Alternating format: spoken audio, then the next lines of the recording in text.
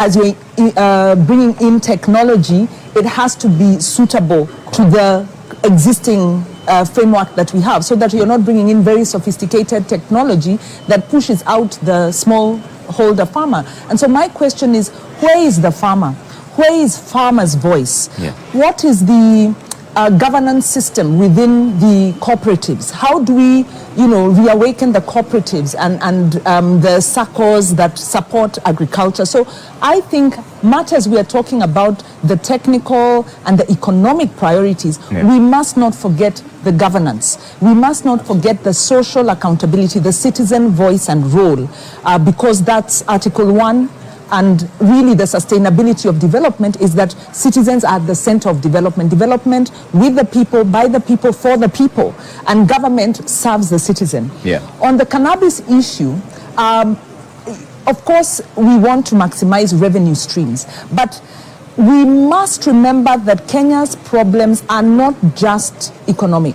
We also have social problems. Yeah. We have political problems. So one of the things I'm finding with the discussion we are having is that there's a strong emphasis on economic needs, which is really, really good. That's progress, because it means our democracies are maturing. But then we are pushing out some of the social and governance issues. They've kind of taken a backstage. And they have to remember that Kenya, on the issue of marijuana, there is a social side to it.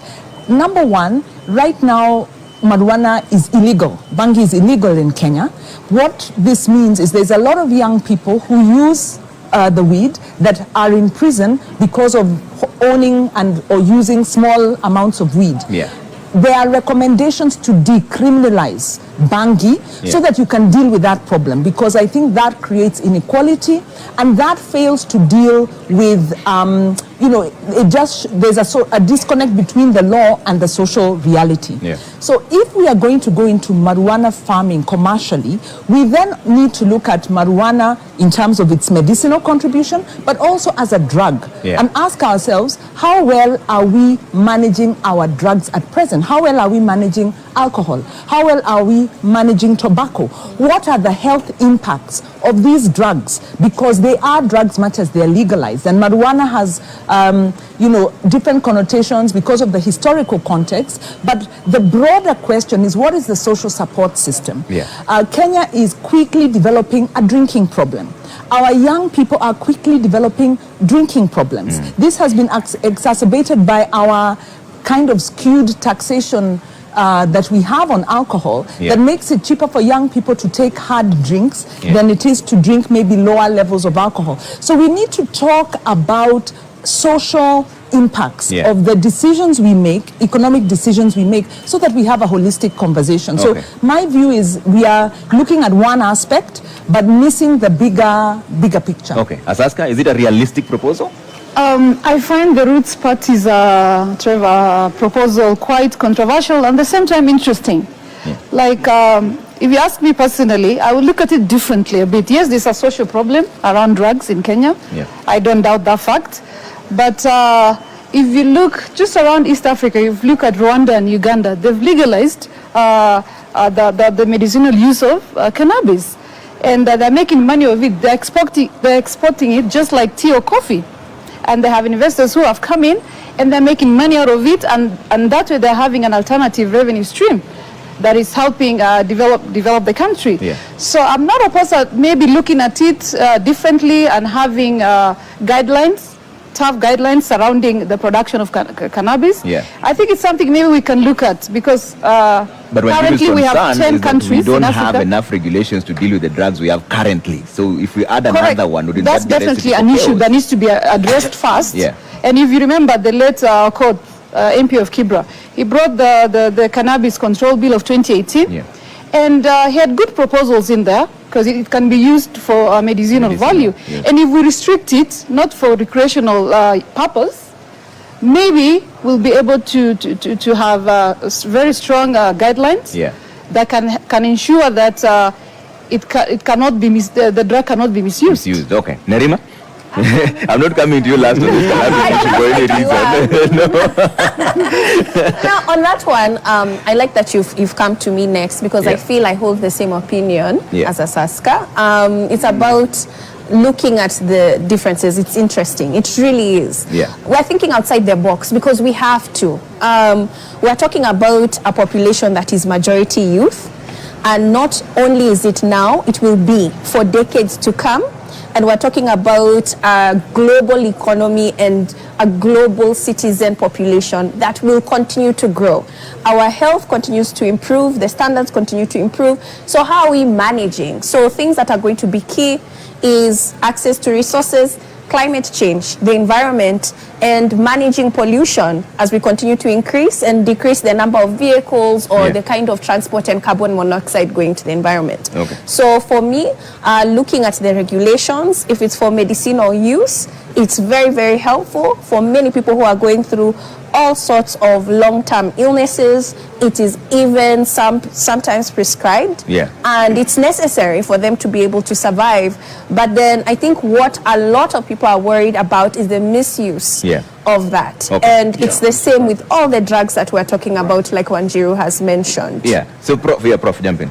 I think I'll pick from what you said, and it's economics. If you legalize something, it loses that value it had.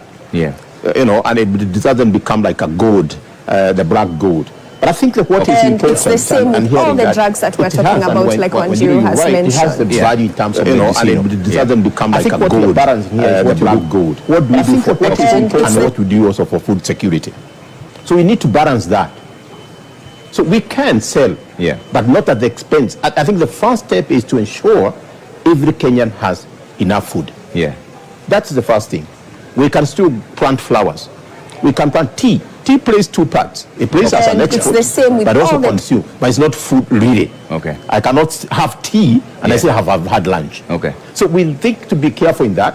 The contribution to the economy is questionable, and I hope they have done their maths. I've just looked at it, and really no economy is actually saying we are getting so much from it. But the most important thing is medicinal, because it's medicinal, it helps us now to be productive in other sectors. Dr. Baraza, I know you still want to be convinced in terms of how much money it brings to the economies that have legalized it, but legally speaking, if that was to happen and make cannabis legal, what impact would it have on the previous rulings on people who are incarcerated as we speak for having had some marijuana on them?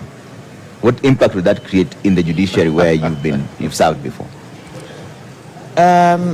If they legalize marijuana now, what it will have on the people in the cells? Well, I guess, is the law retroactive? No. I think the law doesn't apply retroactively, but I think the issue here is not the legalization. I think good points have been raised around Wajakoya's or that manifesto about marijuana. I think if it is properly managed, and personally I want to be convinced that it is of an economic value. If it is, then I think a law can be passed, an appropriate law can be passed. We put in place mechanisms to protect the youth from abuse, and then I think that will be okay. But I need to be convinced that there is some useful. It is a useful venture in terms of agriculture. All right. Let us finish. I'll come to you. You go ahead. As to and then that will take care of the abuse which has caused the fellows in the cells to be in the cells. All right, Asaska, you wanted to jump in? Yes, I'd like to add on what Ms. Barasa has mentioned, that yes, definitely there's a social problem. We all agree. And if you look at the 10 countries, I'd like to clarify, the 10 countries in Africa that have legalized cannabis, they've only legalized for medicinal use except South Africa. South Africa has legalized both for medicinal use as well as recreational use. So yes, there's a fear around the social problem that the cannabis will bring about. But I also want us to look outside the box, as Nerima has mentioned. that, hey, it's estimated that in Africa alone, cannabis has a market, is worth about $7 billion by 2023. So it's a market that maybe we could try and figure out how best we can get into for the benefit of our development agenda in the country. Okay. Wanjiru? Yeah, so I was going to just be clear that I'm not advocating that it don't be legalized. I think I'm actually a proponent of, if you look at the social reality, cannabis is being used, it's being used by youth, that's why they're winding up in jail. So first of all, it shouldn't have been criminalized because people shouldn't be in jail because of smoking cannabis. That is quite regressive, and so that's a situation. But I think the case that what Jacoya is making is let us legalize cannabis, and I say yes, let us legalize it for medicinal, also for social because it's in use, and regulate it in the same manner that we would regulate other substances. But recognize that right now our regulation of other substances is not doing so well. That there is a risk that we go in and legalize and we create a culture that is going to destroy our youth. And it's not just youth who have problems with substances, people our age, because we tend to moralize the use of substances instead of looking at maybe the practical. Maybe we don't deal with our mental health issues so well, maybe our social structures. So this is why I'm saying we need a proper policy framework that looks at the issue holistically, not just from an economic point of view, and definitely not from a moral point of view. Okay, let's move away from the economy and now talk about the war on corruption. And Dr. Baraza, I'll start with you on this. You've been at the helm of the judiciary. What is really hindering the war on corruption? The war on corruption is being hindered by corruption. Corruption itself? Yes. Okay. I think it is. Yes. Because we have institutions to fight corruption. We have the law to fight corruption. We have constitutional provisions, although we've watered them down, as Wanjiru says. So what is the problem? And so we hear of cases of corruption, and they are major, and they are many, they are on a daily basis. They come to the courts, and probably you hear about them day one, and then that's the end of it. We just never hear of people getting convicted for corruption. So I don't know what happens, but I want to imagine that there is corruption in the fight against corruption. People have blamed that on the judiciary for not explaining. Well, I'm saying I'm not exonerating the judiciary from the corruption issue at all. Because there are things you just can't explain. Or in other institutions, those other institutions to fight corruption. When you say the things you can't explain, what do you mean? You arrest people. And by the time you go to arrest a person, you must really have a reason. So what happens beyond the arrest? All right? What happens beyond the being charged in court? I think there is so much which happens in that chain of dealing with corruption. And my argument is that there is corruption, which is fighting to sustain corruption. So Prof, what then would be the solution? Just deal with it head on. There's no two ways about it. The Roots Party is suggesting bringing back the death penalty. You do the head on. And what am I talking about head on? We know some countries, you mess up and you are in. That's it. And look, this parallelism. We, as African culture, we respect leadership a lot. Because that's how we've grown up, to respect leadership. I'll give you an example. Magufuli, and God bless his soul. Magufuli convinced Tanzania there was no COVID. Majimaji, Lilani. They believed him. We knew there was. But that trust of leadership. So today, if that leadership tells us Kenyans, I don't want this nonsense. Wako you swap, you're in. When they set it up, stay there until we sort it out. But right now she has an issue. Somebody's even going that we cannot arrest her. Yeah. Fine. You see the narrative you're going. Yeah. You are guilty and arrest proved. You're innocent until proven guilty. We prove you when you're inside there. But Dr. Baraza, the reason I'm coming to because you this is the animal you're dealing with firsthand. Yeah. The animal we are dealing with, and let's be a bit serious, and I think we are. Yeah. The animal we are dealing with, it's what is making our food expensive today. Okay. The animal we are dealing with is the one which is making very unsafe to go certain areas. Okay. Let me bring back Baraza before I come to the rest of my panelists. How can it be dealt with, having dealt with this firsthand? I think the issue of integrity is what is standing in the way on the fight against corruption. It's corruption. It is lack of integrity. And we should deal with it seriously. Look at the people that we have in our institutions. Are they corruptible? From where I sit, I think they are corrupt people. Okay. But Prof, we have enough who are not able to deal with corruption. And that is how those cases go in such a zigzag manner that you never get to get the outcome there. If there you look at even the word the president. He said last week. Huyu atafunga nyinyi. We are looking for people tutafungwa. Okay. All right. Why should a youngster who is perhaps my grandson is on the road with a 33 million car? What the hell have you got the car from? Okay.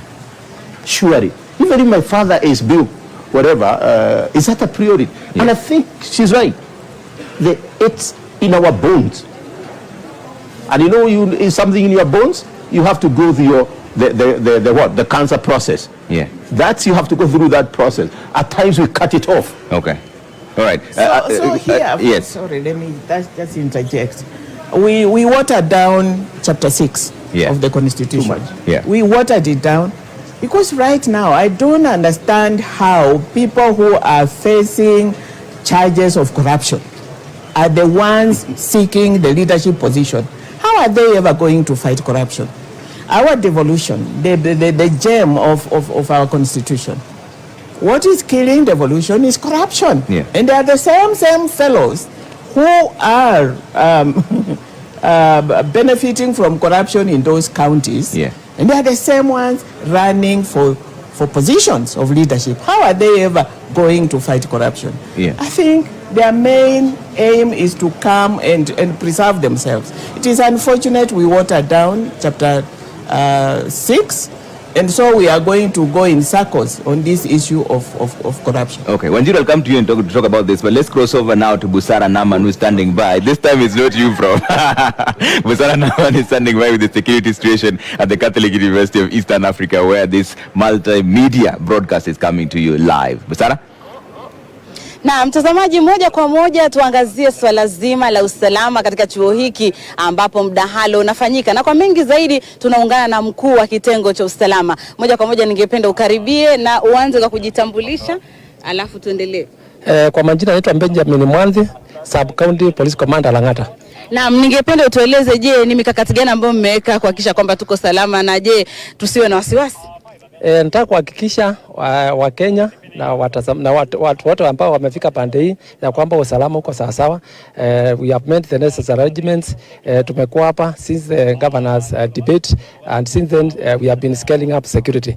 Kwa saizi security kwa sawa sawa, na nahakikisha wananchi ya kwamba wasiwe na wasiwasi yote. Tumeweka usalama ya kutosha. Naam, basi tayari ameshatueleza kwamba kila kitu kiko shwari, inamaanisha kwamba tusiwe na wasiwasi. Lakini cha mno, je, bado mnaangazia ni akina nani wanaingia? Ni waalikwa tu ama mnaruhusu mtu yoyote? Si mtu yote anakubaliwa, ni wale wamealikwa. Iko petting kwa gates, iko petting, iko several petting areas kabla hujafika mahali ya debate. So ni wale wamealikwa peke yake, wako na cards, tuna verify kabla hawajaingia.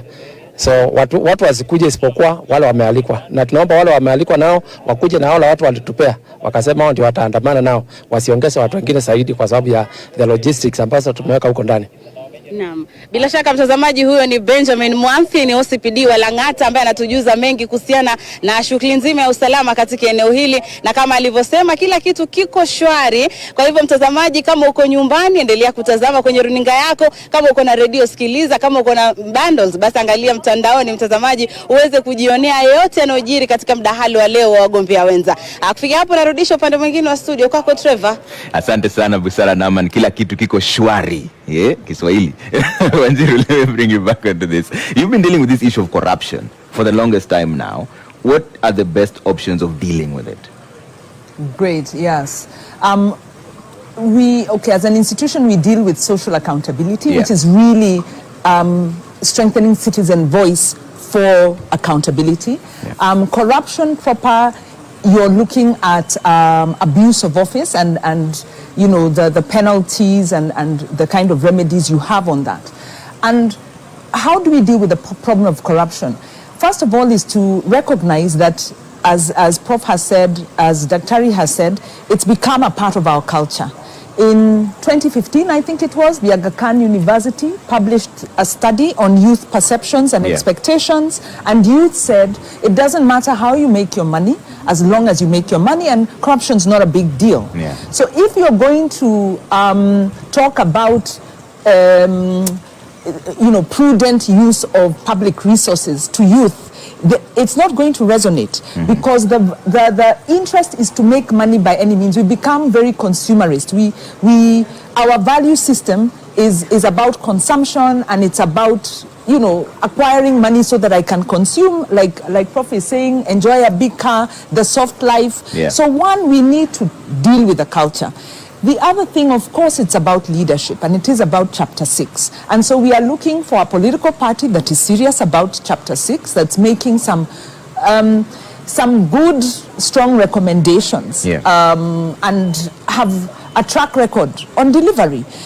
The problem we are having, and it's a crisis that's facing us, is we are having more and more leaders who have violated public office, who are involved in drug cartels or money laundering cartels, rapes and violations, and are actually in court.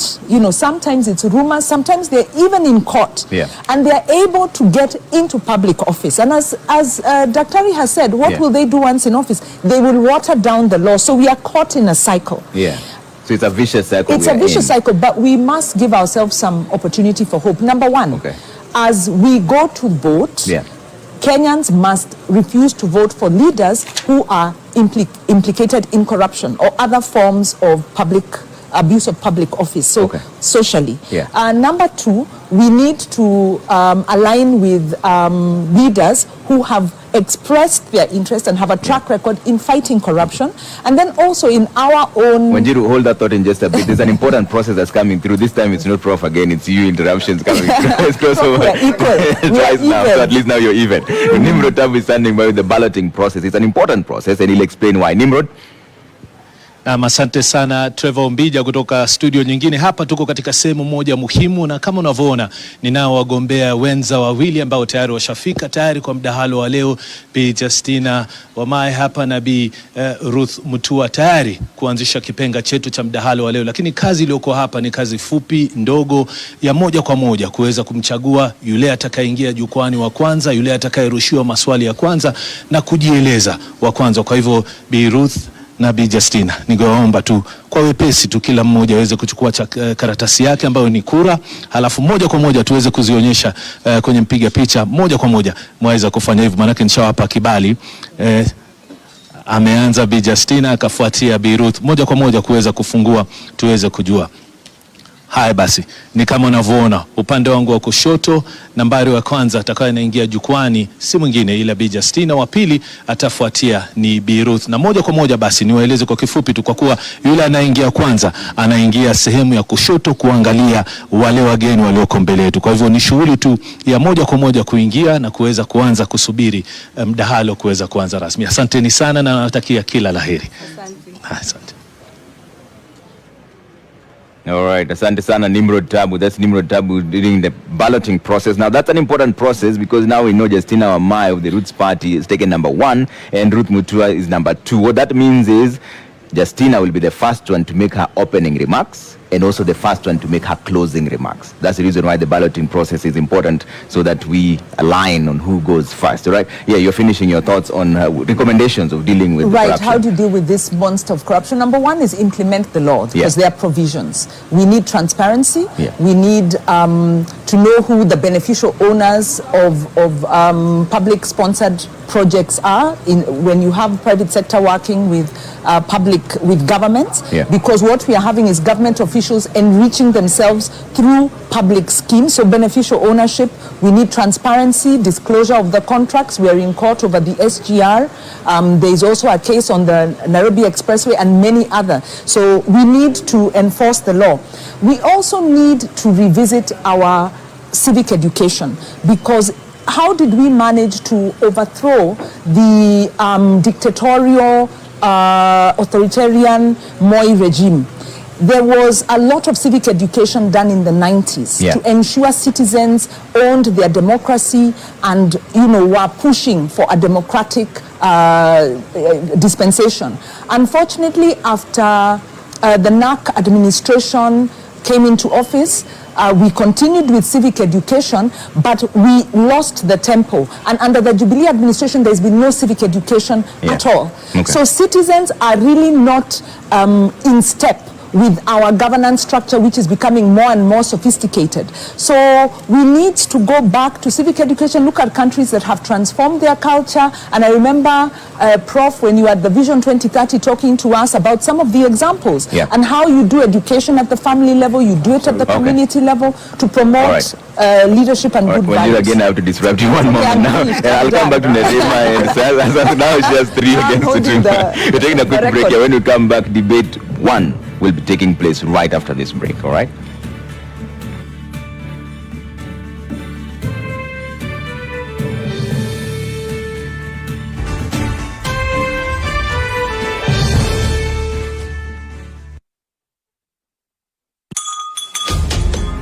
What is a secondary school in Kenya?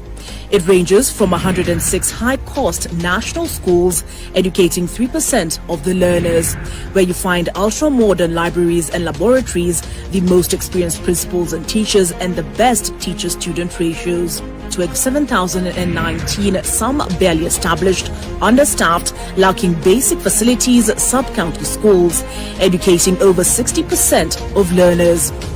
Given that KCSE is the most consequential examination in our education system, isn't it fair that we level the ground for all learners to excel by narrowing the capacity gaps between the worst and best schools to deliver quality education? Usama Agenda calls for a sub-county schools upgrading program and a change from the capitation model to enable small schools to grow. Without these, SDG 4 is a false promise to most Kenyan children.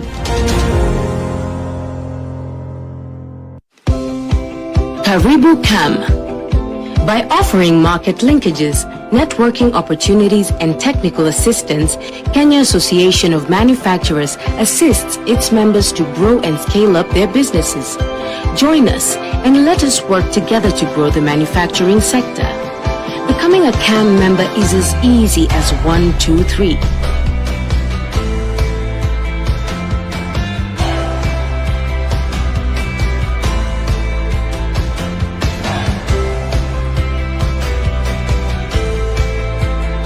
Kenya Association of Manufacturers, driving global competitiveness.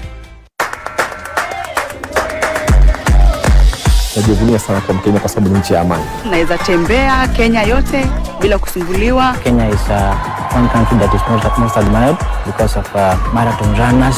Our culture is one of the best in the world. Nashukuru kwa sababu ya demokrasia tulionayo. Kenya ni nchi bora, yani yapendeza tu.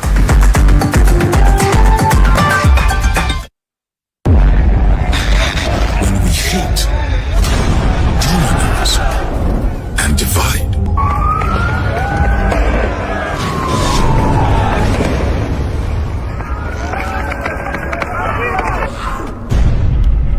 We become them and us. But when we unite and solidarity.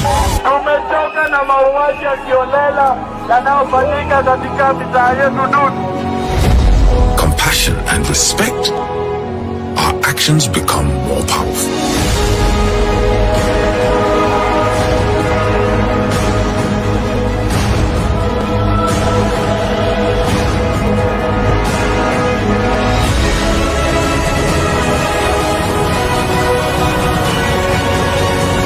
And together we can change the world.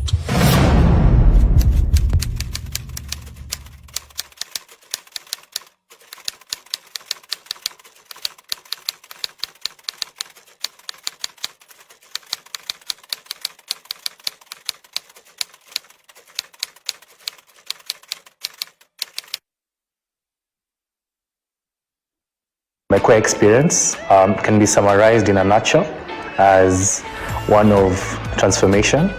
I think once I joined this campus, I didn't have a vision of where I wanted to be. I didn't know who I was and what I wanted to do with my life. And I feel like the environment and the people who've mentored me along the way have enabled me to find out who I am and have helped me figure out where I want to go in this life. They have a good quality education, which I 100% vouch for. Enroll at Catholic University of Eastern Africa for courses in nursing, law, business, economics, computer science, education, community health and development, actuarial science, international relations, counseling psychology, regional integration and theology. September intake ongoing at Langata and Eldoret campuses. Email admissions@queer.edu or visit queer.edu. Queer for innovative, marketable graduates. Check it. Let's talk about banking. Or let's talk about dreams and goals. Your dreams, your goals. If you're like Louise, you value doing biz with ease. Or maybe you're like Dan, a family man with a plan. At Diamond Trust Bank, it starts with one dream, one goal, one deposit, and one transaction. Pamoja, let's make it happen. So don't just bank with us, bank on us.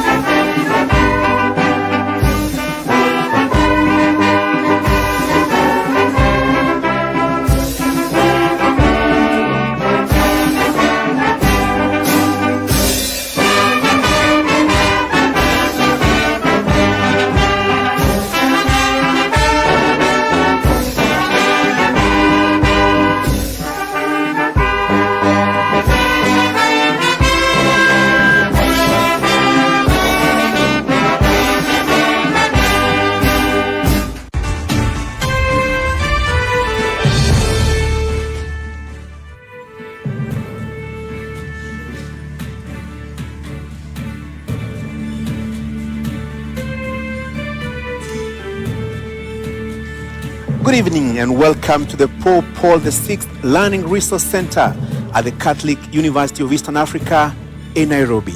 My name is Francis Gashuri of Citizen TV and Inoro TV.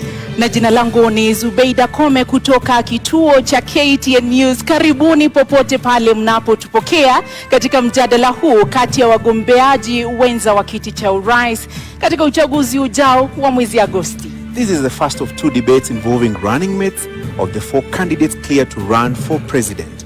In this debate, we are hosting Ruth Wangoi Musheru, the deputy presidential candidate for the Agano Party, and Justina Wamboi Wamae, the deputy presidential candidate for the Rhodes Party. Na kulingana na maelekezo yanayothibiti hafla hii, wagombeaji wenza wa urais wana muda wa dakika 90 za malumbano kati yao wenyewe, malumbano ambayo pia yataelekezwa na maswali kutoka kwangu Zubeida na mwenzangu Francis Gashuri. Maswali ni yetu wenyewe na hayajajadiliwa kati yetu na yeyote yule ndani au nje ya kampeni husika. And indeed, our questions are clustered into 6 segments, each running for 15 minutes.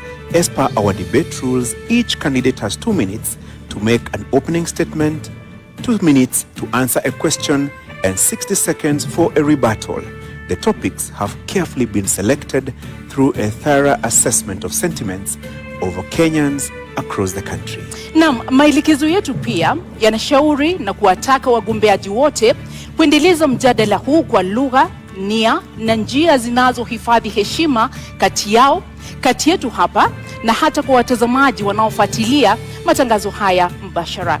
Hii ina maana kwamba lugha isiyofaa, ikiwa ni pamoja na maneno yanayoweza kupewa tafsiri ya matusi, hayataruhusiwa kwenye mjadala huu. The same responsibility shared by the audience seated here in the auditorium. Debate rules do not permit any cheers or jeers, except now, when we turn our attention to the debate platform to welcome the deputy presidential candidates, Justina Wamae and Ruth Musheru. Naam, kulingana na kura ambayo imepigwa awali kuambatana na wanaowania wakiwa wagombea wenza kwenye kinyang'anyiro cha urais kwenye uchaguzi mkuu ujao, Justina Wamboi Wamae wa Roots Party ndiye amepata nambari ya kwanza, kumaanisha kwamba ndiye atazungumza akiwa wa kwanza, na vile vile tuko naye Ruth Wangoi Musheru wa chama cha Agano. Karibuni sana. Asante. Welcome, ladies, and for purposes of this discussion, allow me to refer to you as Madam Justina and Madam Ruth. Welcome. Thank you. Let me start with you, Madam Justina. You have 2 minutes to tell us why do you want to be Deputy President in the Republic of Kenya? Thank you very much, Kashori and Zubeida, and thank you everyone who is here. We appreciate. Justina Wamae is emotionally intelligent, she's vibrant, she's someone who looks into the future. And given the fact that I was born in Kibera and I am where I am today, I feel I've achieved, which is encouragement to anyone at home. In 2013 and 2017, I must say I was a consumer of this production. I was at home watching, but today I'm part of the production. So I feel very humbled, and given that I understand the role of a DP, that you deputize the president in all execution of his duties, I am ready for it. My educational background in procurement, having a master's in procurement, links with the public service. We are out to run an efficient government, a government that looks into how we are managing our money. So that gives me the upper hand. And again, being 35 years a youth, I can resonate with the challenges the youth are facing. Besides, I had ran for Mavoko in 2017, member of National Assembly. And many people were asking, why the member of National Assembly? My drive then was to go into National Assembly and formulate and sponsor bills that are youth responsive. So when I speak here, I know the plight of the youth, I know the plight of the women, and my focus is telling the Kenyans the truth, that it is not easy, but we are going to make it. The future is beautiful for Kenya, and that is what Roots Party stands for. Naam, shukran sana Bi Justina. Bi Ruth, una muda wa dakika 2 kuanzia sasa kutueleza mbona unatosha kuwa makamu wa rais wa Jamhuri ya Kenya. Asante sana Zubeda. Nashukuru the media council that you have given us the chance to sell our manifesto and tell the Kenyans what we have for you. I am Ruth Wamboi Musheru. I am a daughter. I am a wife to one Mr. Mutua. I am a mother, and I'm here before you to tell you what Agano is coming to change, and the required change that all Kenyans have been waiting for. And to ensure that whatever you desire and whatever you want to achieve, Agano gives you. And what our policy is that we bring the money back. Agano inarudisha pesa ya Wakenya. Welcome. And once more, Madam Justina, the role of Deputy President is outlined in the Constitution. Yes. Do you understand that role well? And how would you utilize it if elected Deputy President of the Republic of Kenya, together with your presidential candidate in the August 9th general election? In the Constitution, the role of Deputy President is outlined in Article 147. The first sub-article says that you're to deputize the President and in the execution of his duties. I understand this because currently we're having challenges, and maybe it's because of the aspect that politics in this country has taken. Politics is about numbers, they say. Politics is about tribal inclination and who has the tyranny of numbers. But our idea as Roots Party is that every Kenyan is having the challenge of unemployment, high cost of living. So we are here to speak to an individual Kenyan, devoid of tribe. And when I stand here, how am I going to execute? My work is not to start fighting my boss and telling him, I brought this in, I am better than you in this. No, my role is to support the Roots Party manifesto, which, by the way, it focuses on economic upswing, which we shall discuss, and legalizing and regulation of marijuana, which we shall also discuss in length. So I understand my role well, and for me, I do know that there's a president who is the supreme, and then I come in as a support system. Madam Ruth, similar 2 minutes to respond to this question. Your understanding of the role of Deputy President, yes, and how would you execute that function of Deputy President if elected in about 20 days? We know that Deputy President is the second highest political seat. So my business is to assist the President. My business is to sit in while the President goes out on duty. My business is to ensure that this country runs as long as the President has given me the mandate to do so. So Kenyans will not have the gap. And for me to have been picked as the lady of Agano Party, I am coming in to bring a balance. I am coming in to bring a change and decision making on the woman level and the youth level. Kidogo samahani, una dakika moja unusu, bado na dakika 20, sekunde 20, bado una la kuongeza au umekamilisha? Makamu wa rais huwa anasaidia rais mwenyewe, huwa anasaidia kutekeleza majibu ile, the work that has been given to her in the presidential aspect. So my business is to assist. My business is to play the part of assisting and implementing what the captain and the 5th Mwaure David has stipulated. Na hapo basi ndio nitaingia. Justina amesema kazi ya makamu wa rais ni kusaidia. Je, mnakuja kusaidia tu? Mna mawazo? Ni watu ambao mnaweza kushauri, au umechaguliwa kwa sababu nyinyi ni wanawake? Wewe binafsi umechaguliwa kwa sababu wewe ni mwanamke, au ni kwa sababu una uwezo? Kwanza hilo swali la kuwa wanawake, Ruth and I are assuring Kenyans, hakuna catfight hapa, si ndio? Hakuna. We are going to share and execute what Roots Party requires. We are just not only supporting. The Deputy President has a role in giving their voice. And my role there is to amplify the youth voice, to amplify the women voice, because as it is where we are, I am happy because in leadership, we have women in leadership, but we need more. So our role is to put in that the women also can add value. We are here to represent, or I'm here to represent the Kenyan woman in the kitchen who knows the high cost of cooking oil. It's affecting her. I'm here to represent the women who fuel their own cars. I'm here to represent the stay-at-home women who, when you tell your husband to give you money, he starts thinking you're not spending the money well. Yet it is the economy that has deteriorated. There's so much inflation. So it is not just to support. That is part of it. Part of it is to amplify our agenda as women, who we have been left behind for a very long time in this development agenda. So kusupport na kuweka sauti zetu kama mimi, kama wanawake na kama vijana. Madam Ruth, what is your voice then? What, arguably in the political sphere, somebody would ask you, what do you bring to the table? So what do you bring to the table in terms of capacity, in terms of the understanding of this role, in terms of your ability to execute the functions of Deputy President, if Kenyans give you the nod in about 20 days in this election? Okay, what I'm bringing in, one is the difference in leadership, that now, for the first time, to make history is that we will have a lady deputy president. That for me is a key factor. I am coming in with intelligence, with my intelligence. I am coming in corruption free. I'm coming in as a trustworthy person. I'm coming in to bring the development agenda that has been left out of the woman and the youth. Na Bi Justina, inakutia wasiwasi kwamba kwa upande mmoja mnaonekana ni kama kidogo kama Roots Party mnakuja kukiuka maadili. Unaogopa kwamba hiyo inamweka kidedea Bi Ruth katika kinyang'anyiro hiki, kwamba unaonekana nyinyi mnakuja kuharibu, yeye inamweka kidedea katika kuvutia kura zaidi? Inakutia wasiwasi? Sina wasiwasi kwa sababu Wakenya mahali wamefika. Mkenya amefinyika because uchumi umezorota. Idea zetu ni za kusaidia Wakenya. Kwa hivyo sina uoga wowote, niko hapa nitajibu maswali yote, because my role nilipoingia nilisema ni ku destigmatize manifesto ya Roots Party. Hata Ruth kabla anipige tukue na malumbano, ningependa asikize vizuri, ndio akiniuliza swali we be from a point of her understanding. Kwa hivyo sina uoga wowote.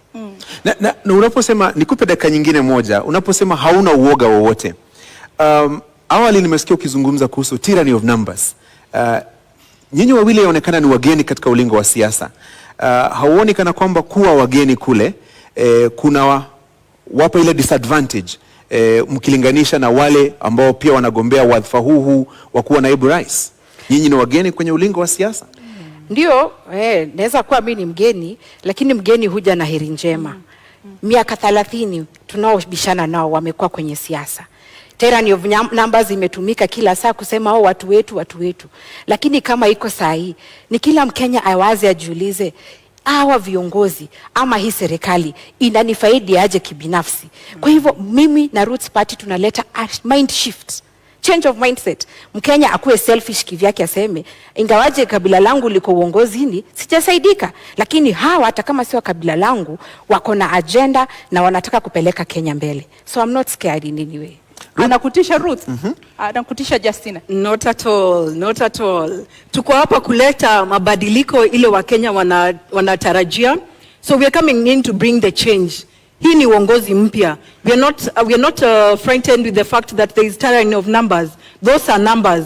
But the actual fact is Wakenya wamechoka. Tumekuja kuleta mabadiliko ile wamekuwa wakingojea. Madam Ruth, 30 more seconds. Where are those numbers? Unasema you also have your numbers. Where are those numbers? The numbers are there, Francis. You know, as the fifth Mwaure Wahiga said, some of these research institutes have been sponsored. So what they are doing to us and the Kenyans is reverse psychology. So that means they're trying to say the tyranny of numbers has an upper hand. Lakini ninataka kueleza kuna mabadiliko na agano iko site, watu wakate simu. Na vile Bi Justina, yes. Tunapoangalia katika uongozi na katika nafasi ambayo mmesema kwamba mnaielewa vyema ya makamu wa rais, tuseme kwa mfano kesho mgombea urais kwa tiketi ya Roots Party awe kwamba hawezi kuongoza, tuseme umechaguliwa, nini ambacho kinakupa hiyo motisha au uweze kuwa na ule ushawishi wa kuwa kwamba unaweza kuongoza kama rais wa Jamhuri ya Kenya? Kweli unatosha kuongoza kama rais wa Jamhuri ya Kenya? Zubeida, ukiangalia leadership iko na two aspects, the hard and the soft. The hard ni what you have been doing, legislations and regulations, but the soft is you talk to the hearts and minds of Kenyans. Hearts of minds of Kenyans inasema 5.5 million of Kenyans are unemployed. 1.2 million of Kenyans live below the poverty line of 220 shillings daily. That is what Kenyans are speaking about. Na hiyo ndio inanipatia courage, nasema ingawaje labda amwezi jizungumzia, mimi najitoa na nazungumzia. That is the truth of the matter, that Kenyans are struggling. Pia niko hapa, I'm representing the many parents who take loans to educate their children. Unajua wazazi wetu wakati walikuwa wanaona ati wao akichukuliwa kazi ilikuwa after form 4 wanaenda kazi kwenye benki. But now our time, mzazi hiyo time akaona labda degree ndio itasaidia mtoto wangu apate kazi. Unfortunately, hakuna kazi, wazazi wamejekelea loans. Kwa hivyo mimi nazungumzia wazazi wetu, nazungumzia ule youth hana kazi, nazungumzia mpaka wale watu ambao in 1998 kulikuwa na bomb blast. Our Kenya wengi, over 3,000 were never compensated. And this comes to the respect. Unajua wenye walilipwa ni watu wa American Embassy and the Tanzanians and those Americans who are victims. But Kenyans were not compensated. In my thinking, mtazamo wangu ni kwamba hawakulipwa kwa sababu Kenya haipewi heshima. Utapewaje heshima na una pesa? Angalia Middle East. Wakenya wanaenda kutafuta greener pastures, wanatesekea huko. Many a times people ask ati ambassador anafanya nini? Lakini niulize, ambassador na pesa ya mafuta, sisi hatuna, ni madeni tumejaza tele. Atawezaje kusimama na huyu mwingine? So our idea na Kenya kinanisukuma ni kwamba tunataka Kenya ipewe heshima, and we want when we talk, venye mzungu alisema put your money where your mouth is, tuweze kuongea juu tuko na nguvu. Madam Justina, 1 minute. There's something that has come up about sponsorship. Are you being sponsored by anybody? Your ticket to run for this presidential race?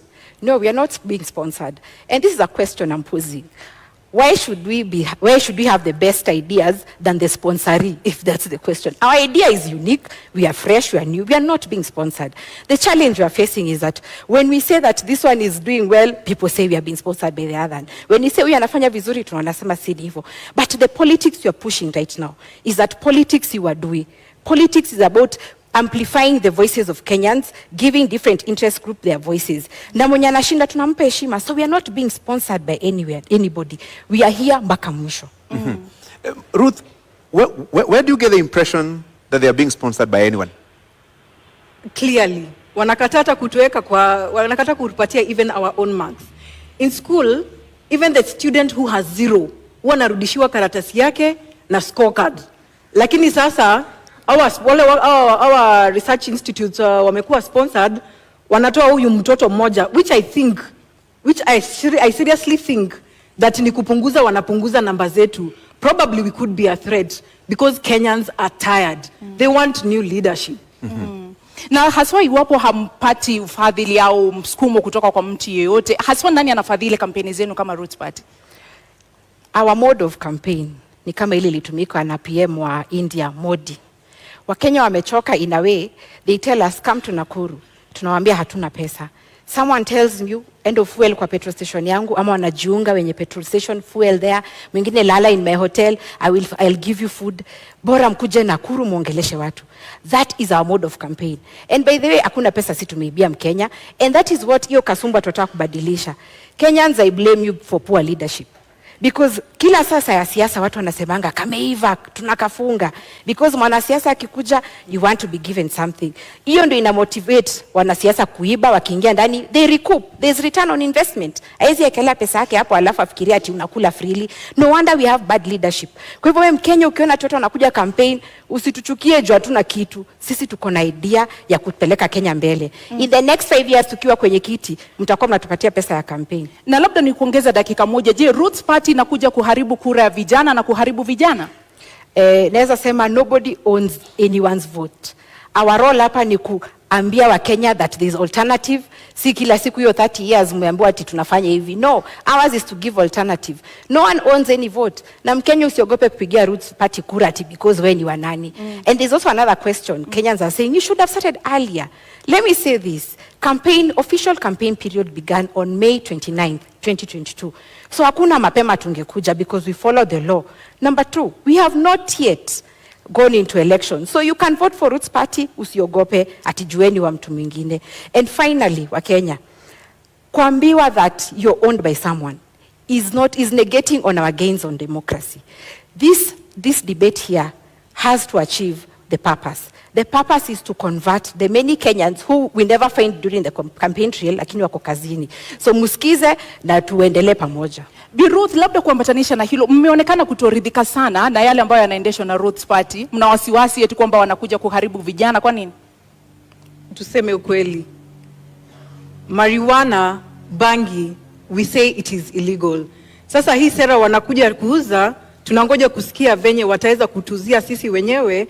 And already, it is an illegal substance. So how do we work around such manifestos? So maybe Justina will let us know further how far they can go with marijuana. I will give an example of kijana moja alikuwa anafanya kazi some place that I lived back then. alikuwa anafieka nyasi at 11 p.m. na nikenda nikamuuliza, so I asked him the following morning because I had the noise from outside. Nikamuuliza what happened. Okay, I had heard the history that anavuta bangi. So I asked him in the morning, kwa nini ulikuwa unafieka nyasi saa 5 za usiku? Akaniambia, madam, nilikuwa napunguza kazi ya leo. So realistically, kama unapunguza kazi ya leo kufieka nyasi 11 p.m, I think kuna shida na tunaweza kuwa tunaelekea in the wrong direction. Madam Justina, now you seem eager to say something about that. Yeah, I'm happy Ruth is very respectful and she wants to listen to our manifesto. Let me say this. Our idea in Kenyans, I want us to be very conscious and, open up your minds. And before I explain, let me give you a quote by a guy called Ralph Waldo. He said, in every generation, there are map makers who see opportunities, seize the opportunity, and open man's vision to the future. That is the direction Roots Party is taking. Now, marijuana, it's true, it's unfortunate. By the way, it's true, many people get that I have seen. I cannot say that they are not there. But remember, most people have mental challenges because of one, unemployment, cost of high living, that brings about depression. Alafu unaona watu wanapigana kwa malumbano, so high cost of living can account for the madness in this country. Actually, in Mathare, or rather the statistics in Kenya, 3 million of Kenyans suffer mental challenges. Why is it so? And yet marijuana is illegal. But let me say this, the marijuana we are advocating for. I'm happy that Kenyans have all gone through a science class in primary, a biology class in high school. There's something called species or cousins of plants. The marijuana is a plant, yes. No. Muda umekwisha, lakini nitakuongezea sekunde 30 kabla nirudi kwake Ruth. Wewe binafsi umewahi vuta bangi? Sijawahi na sitawahi. Sijawahi na sitawahi. Hujawahi na hautawahi. Zubeida, usikize hapa kidogo, niulize swali kisha utanijibu, na nitakupa dakika 2 kuweza kueleza. Hujawahi kuvuta bangi na hautawahi kuvuta bangi. Ile tutavuta ni ya ku purify. Na mbona mruhusu vijana na mbona mhubiri kitu ambacho wewe binafsi haukiamini? Mbona uhubiri mvinyo ilhali wewe unakunywa maji? Haya, tulia Zubeida, usikie mambo. Now, Kenyans, like I said, we are here to open up your vision to the future. There are 2 species of marijuana, or they are cousins, let me say that. Cousin moja anaitwa THC, which has the psychoactive ingredient. That is the cannabis sativa that you hear all the time, imeshikwa na watu wa DCI. But sisi focus yetu ni CBD, or cannabis. That one gives you industrial hemp. So when you go, hata venye professor anasema itapandwa kwa expressway, and you pick a leaf and chew, it's only going to give a detox, let me tell you. And saiji watu wako na simu zao. Can you Google hemp seed sales in Kenya? Those products are in sale because zinakwambia zinakupatia immunity, zinakupatia omega 3, unaona, it boosts your immunity. Those products are on sale and they do not have the psychoactive ingredient yenye inafanya watu wana lose focus. That is the bangi we are advocating for. And industrial hemp is used in 9 sectors, namely textile, construction, magari, makeup, unaona makeup tumejipaka. The options, food and beverage, the options are many. So we are not here. And let me tell you Kenyans, consumption ama kuvuta ni kitu kidogo sana. Ruth, unamwamini? Simwamini. Ya kwanza amesema ni ya kupurify. I don't know what we are purifying with bang. I don't know what part we are purifying. Kwa hivyo ningetaka aweze kutuelezea kama ni damu tunaosha, kwa sababu kama ina purify na ni dawa, si tuapishwe 10th alafu 11th hospitali zifungwe kwa sababu ni dawa. Let us hear, how does it purify? I would wish to know. Nimjibu Ruth, purifying si ati detox, kuna difference. Nimesema purify si detox. Kwa hivyo una need dawa ndio. And most medicine is made out of marijuana. Those medicine for epilepsy, cerebral palsy, pains, easy pains, watu wanakuanga chronic pains. So medicine inatengenezwa from marijuana. So already you're consuming. But nimesema purification process. Purification process, angalia, purification process ni, we have a challenge in this country. Mainly corruption. 2 billion is lost every day. We were told that. But corruption stems from what? Scarcity mentality. There are no other options in this country to make money. So everyone wants to go into politics where the salaries are lucrative. So your scarcity mentality, unaingia, you are mass for yourself. So we are going to be purifying the scarcity mentality and the bad impact of corruption, colonialism, tribalism, hizo vitu ni spiritual and we are going to purify them ndio ziishe kwa hii nchi. Ndio tukianza kazi ile siku tutaapishwa Kenya ikuwe safi, clean slate. So we are not smoking ati kufurahisha. Justina, umesema how you don't take the substance. Na umesema that means we are all consumers of bank through medicinal, yes, the medicinal part of it. So that means then why are we having it legal in our constitution? So what is the reason why we have not legalized it from the beginning? That means kuna madhara ile wataalamu wanajua ndiposa hawajapitisha hapa kwetu Kenya. Let me answer Ruth. Ukiangalia NACADA ilipatiwa gazettement in 2001. The economic challenge at that time, we had a government, a new election was coming up in 2002. There was teacher strike, banker strikes, the economy was doing badly. So IMF told Kenya, come up with a law criminalizing marijuana. And you know IMF ni akina nani? China is there, France is there, UK is there, Canada is there, US is there, they have legalized. So for them waliona, our jinga Joanna do, let me use that word, we curtail their opportunities. Remember, we have arable land, plenty of land for this thing. So they curtailed our potential to invest in this so that they can give us loans on high interest. That was the idea. And when I say Kenya inastahili heshima, it's because we are disrespected juu hatuna pesa. So our idea, if they have legalized, yet they are the same ones who are coming here to tell us it's wrong, then I think we are still being colonized. Aki Justina, mimi sija approve hiyo. I don't expect you to approve kwa sababu Jamaica would have been a first world country. They are doing so well in terms of their economy. Their GDP is growing more than ours. They are doing well. Take a book. Madam Justina, in 2 minutes. Yes. Marijuana is not just illegal in Kenya. It is also illegal in other countries. Yes. We've also seen situations in this country where certain people grow marijuana. Why have they not been rich if growing marijuana was such a lucrative business? When you look at our neighbors, let's talk about Africa. Malawi has legalized for medicinal and it's restricted. Uganda is doing it, but it's the Israeli government who have come in to help them.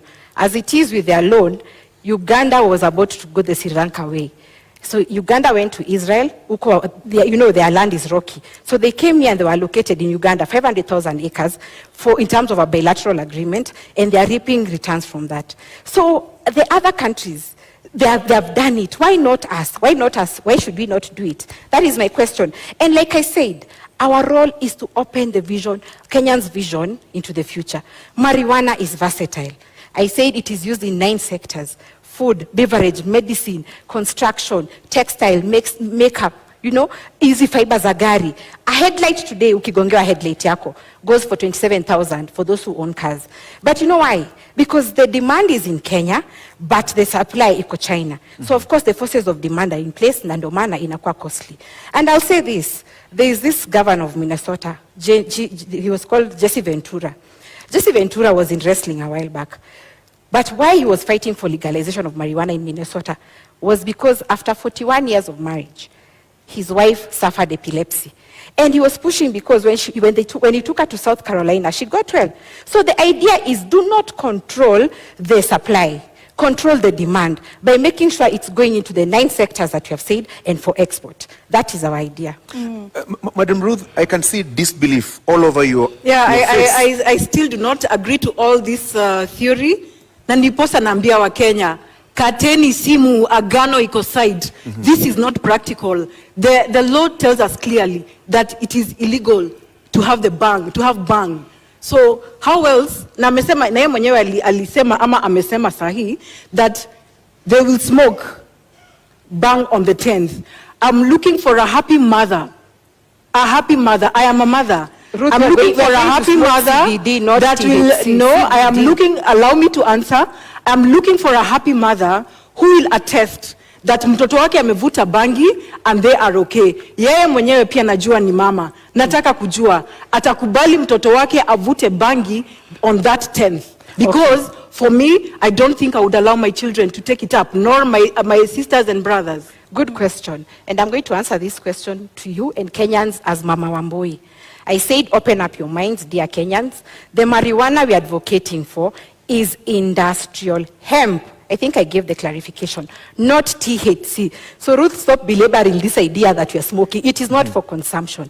And is it smoking? It is for purification. You can even put it in those things, you know, you nachoma mahali, inatoa scent. So it's not smoking, it's purification. There's a difference. Okay, and it's true, Ruth. Okay. Mothers are suffering. Let me say this. I don't want to come off like I don't relate. I have seen mothers are suffering. And that is why Ruth's party has said, anyone who attempts to grow cannabis sativa, we are growing CBD or cannabis. We already have regulations in place. Number one, we license all farmers. Number two, we'll introduce agricultural officers to go around this country looking at those farmers and what they're doing. And there's a distinction. Even you, Kenyan, you can report someone growing sativa. Why? The leaves of industrial hemp are very large, but the leaves of sativa are very small. So the agricultural officers will control licensing. So I think we're already controlling this measure. Let me give you 1 more minute to explain this. This is the theoretical talk about agriculture in terms of growing marijuana. What are the practicals? Have you identified the areas that you intend to grow this marijuana? What are the economic returns if this was to be allowed, if you're to become deputy president? Okay, marijuana is going to spur up our economy because agriculture has been given a backseat. The challenge you're having now because of FLA, many of the Kenyans or the youth who are in the bread basket of Kenyans have migrated to the urban areas to do what? To be boda riders. They're thinking there's money because agriculture, they're not viewing it like it has money. So these are the returns. Look at China, for example. In 2021, they made 1.2 billion USD out of 169,000 acres. That is China. Now look at our case. And by the way, land in Kenya, when you look at the NLC report, Kenya is close to 144 million in acres. 80% they say is dry and arid. 20% is what we are using. So when you bring marijuana will be like crop cover to stimulate our soil so that it can be able to produce other things. So we are focusing on the arid area, the 80% of it. 20% of it is where Kenyans are crowded. So we'll open up space so that we use all the other land that we have. Bi Ruth, kidogo kuambatana na kile ambacho wamesema, unadhani uchumi wa Kenya haujaimarika kwa sababu hatujahalalisha bangi? Wakenya wanaumia kutokana na gharama ya maisha kwa sababu hatujahalalisha bangi? Hapana, sikubaliani na hiyo. Uchumi umezoroteka kwa sababu ya corruption. And that is why Kenyans, we are coming in to bring in a new leadership, a new change in how things run in this country, and give a Agano Party, Mwaure Wahiga, the chance to come and be the president of this country.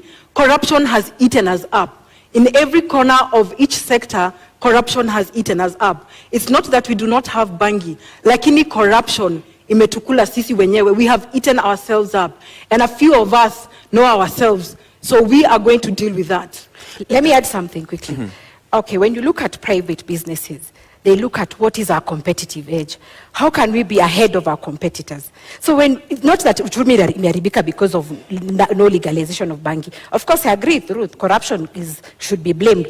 But look at this situation, that if private businesses are looking into the future, why is government scared to look into the future? And the future is legalization of industrial hemp or marijuana. So our idea as Roots Party is to run a profitable government, devoid from increasing taxes from Kenyans, from getting further debt, but we are going to look for our own money.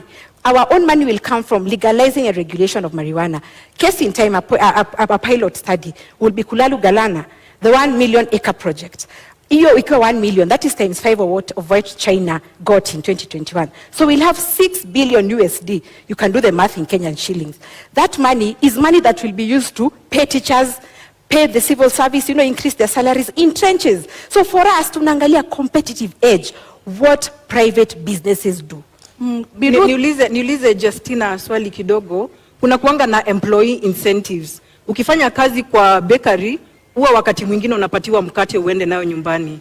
Na je, bangi wataenda nyumbani na nini? Wataenda nyumbani na, very good question. Wataenda nyumbani na proceeds of bangi. And it's good you brought me to this idea. The youth in this country, not all of them want to be employed. But hawa vijana wanatafuta capital. Unaenda bank unaitishwa logbook, title deed. Kweli? You don't have. What you are going to do with Roots Party? I told you government owns 10% of 144 million acres. In every county, government land will give 200,000 acres to our youth. We'll have a thing like the YALI project, which we are calling Roots Entrepreneurship Initiative. Tunafanya competition, tunachukua 50,000 youth. Kwa hiyo mradi ya 200,000 acres. Na ujue bangi grows in 4 months. So akishauza hiyo bangi yake, hiyo proceeds, 2.8 million according to hesabu za China, youth atakuwa na capital, seed capital ama capital to boost their business. So you won't take home bangi, Ruth. You'll take home capital for investment. But ni illegal, lakini bado watu wanavuta. I don't know how we will deal with those incentives. So those are the challenges in this country. In fact, we should ask the ones who are in government now. Why is it illegal and Kenyans are smoking? That's the question to them. Kwa hivyo Ruth, kwako wewe ni kuhalalisha kutohalalisha bangi au ni swala la maadili? Kutohalalisha, the constitution does not allow. Lakini unaona kwamba inahujumu maadili? Sorry? Inahujumu maadili au haswa tatizo lenu kama Agano Party ni kwamba bangi ni mbaya, haistahili kuhalalishwa au ni swala la maadili? Ni maswala ya maadili na si Agano Party, ni wa Kenya. Kama it is already legal, it is currently illegal. So how safe is it? How safe is it when we start taking it up? That means we are destroying a whole generation. We're destroying our children. I am concerned as a Kenyan. So you're being unfair to Ruth. You know Ruth cannot support her manifesto. So it's true atasema ni mbaya. Let me give you some 60 more seconds, Ruth. Yes. Is it a question of faith and values that drives your opposition to the Roots Party's manifesto and proposal to engage in marijuana farming? It is more values. It is more value and faith too, yes. It is more values and faith too. Because I'm trying to look at, right now, currently what is happening in Kenya right now. Nirudie statement. It is illegal. Lakini watoto wamejaa madhare. Wamama wanalia pale nje. So I'm wondering, how many are smiling? How many are going to smile? How many are educated out there to know that hii ni biashara, mtoto hafai kuvuta? Children are idle out there. Watajaribu kuvuta kidogo, and you know the consequence is going to be what we all know. Watoto tunapoteza ufahamu, tunapoteza future. I think I was clear on the control measures on this, Ruth. Nilisema the seed will be CBD, tutatumia KEFIS, tutapatiana licenses, we'll reintroduce agricultural officers to man or inspect what Kenyans are doing, and we are also going to bring back the NYS, those ones who have graduated, to control government marijuana. So I think the control measures, and that is why we are saying legalize and regulate. Unajua hata ile shamba iko thika pale ya mananasi iko na control measures, lakini bado watu wanaiba. Sasa it is a Kenyans we need to change tabia zetu venye Ruth anasema. Yes, tutaweka electrical fence, I don't know. Very well. Let me move you now to a different aspect of this debate. Yes. In 2 minutes, Justina, you're not alone in this race to become the next deputy president. You also have Martha Karua, Rigathi Gachagua. What sets you apart from them? And are there issues that you agree with them and their manifestos, and those that you don't agree with? In 2 minutes.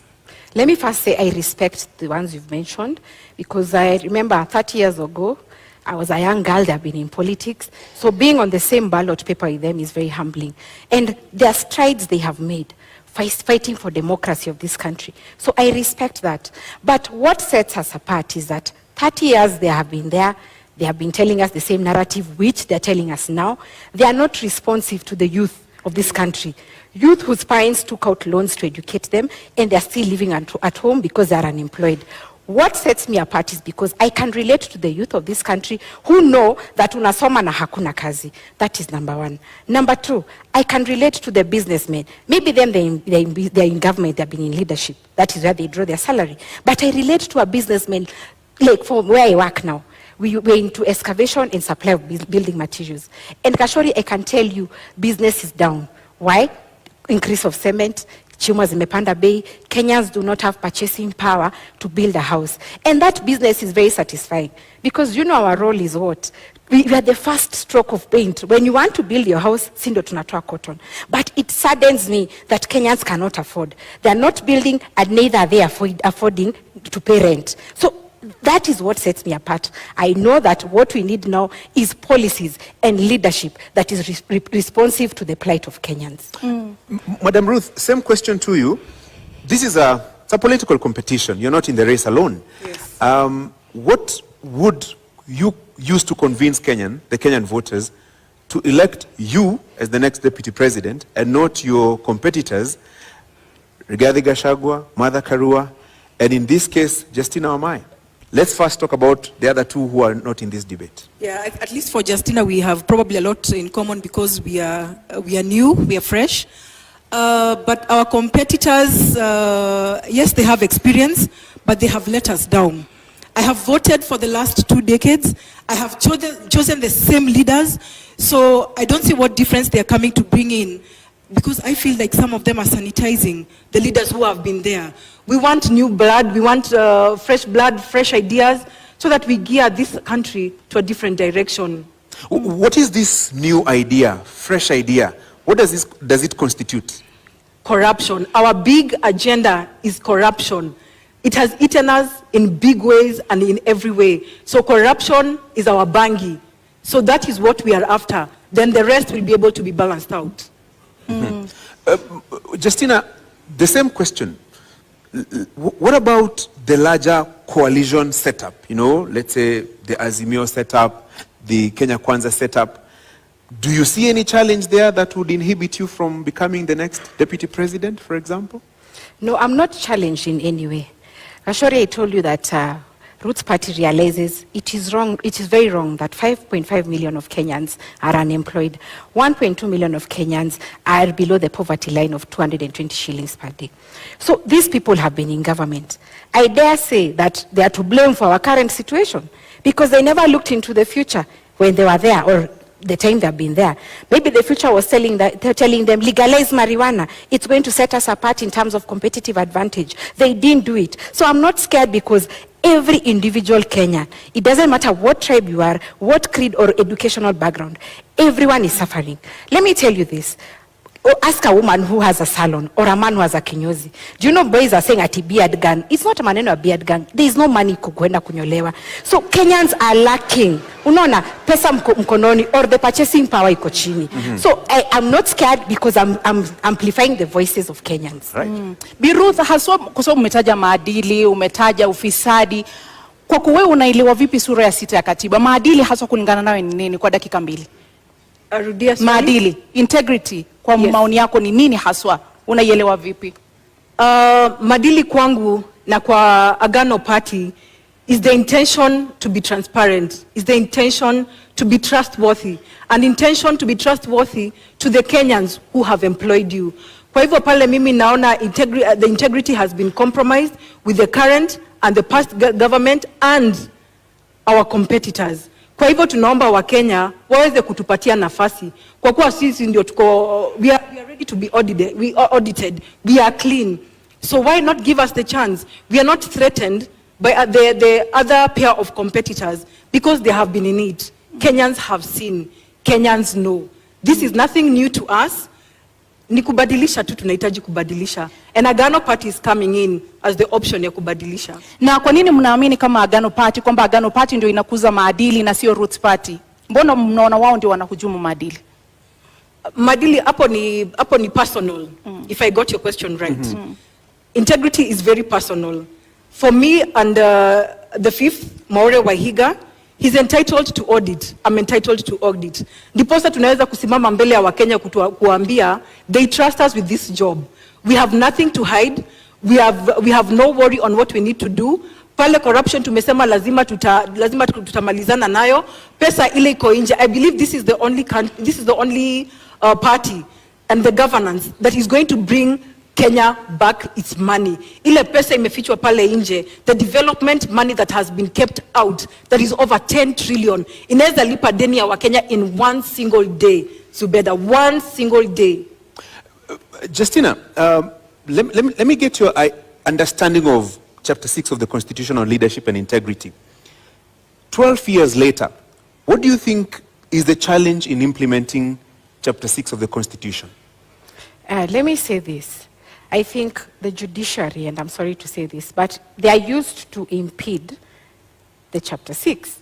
For example, if I went to IBC and they said my degree is not right, I'll run to court, and then the court will say, fine, can you clear Justina? And then there are other issues, there are other agencies. For example, maybe the university, or the Commission of Higher University will say, no, it's out of our mandate, we can't handle Justina. So I feel that Kenyans have this attitude: when you do wrong, you run to court and your money will be used to sanitize you.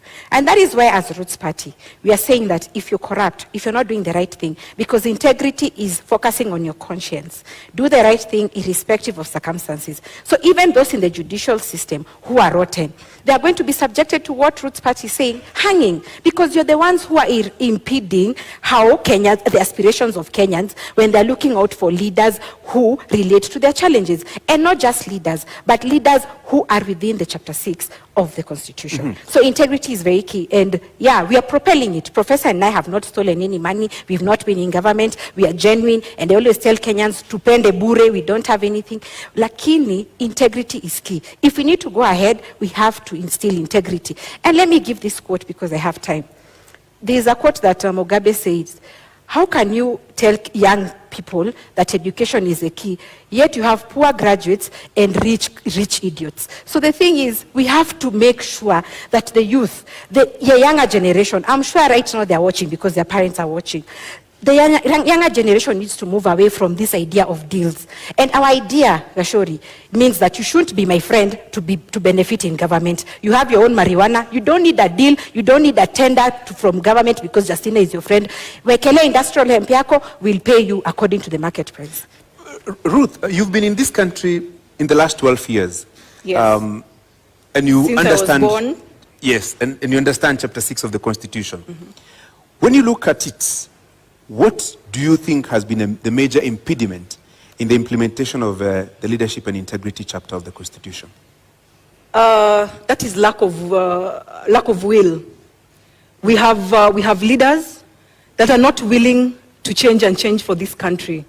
So just as much it's going to cost us, just as much I'd wish to tell Kenyans that without very big words, if we don't decide to change the leadership of this country, it will cost us another 5-10 decades. So integrity is paramount to us as a Agano Party.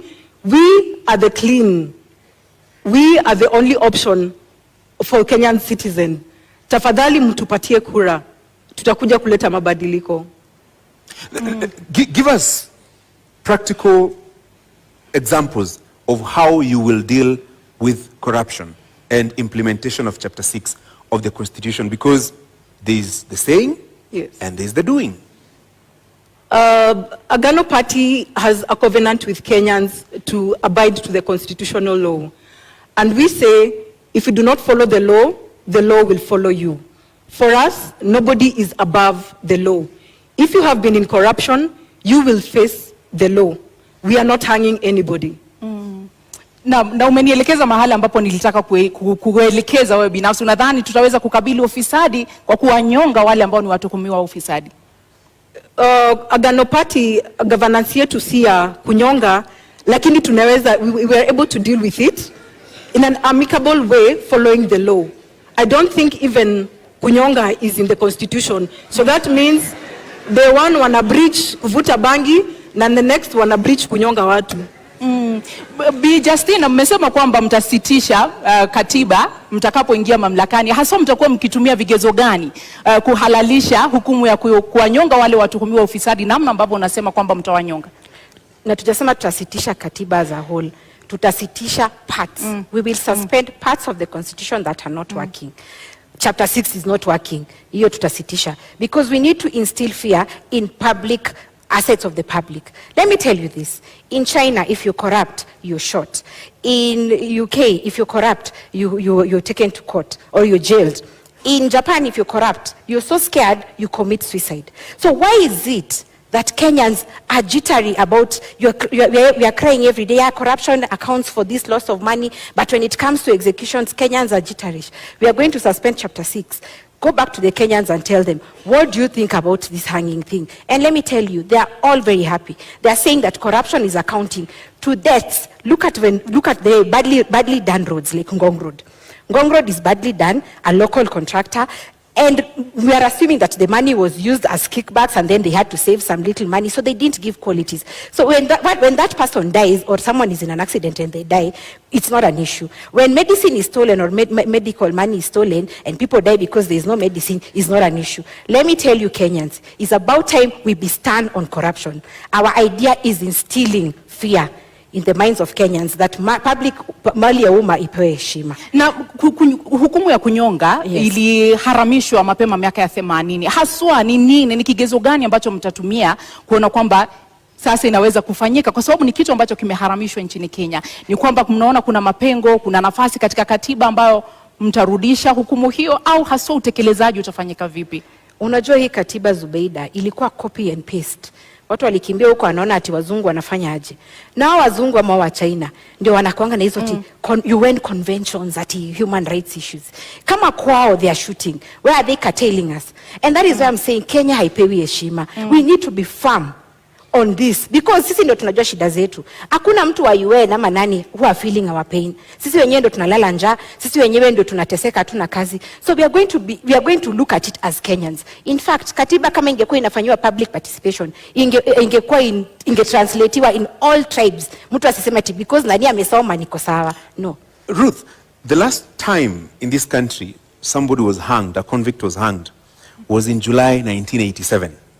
35 years later, would you agree, would you support the hanging of convicts, and particularly those who have been found culpable of corruption? Francis, I'll go back to the law. We have a covenant with the Kenyans. We have a covenant with the law. The law clearly stipulates we are not allowed to hang. So what business do we have hanging convicts? There is a law that enforces corruption, the people who have committed corruption.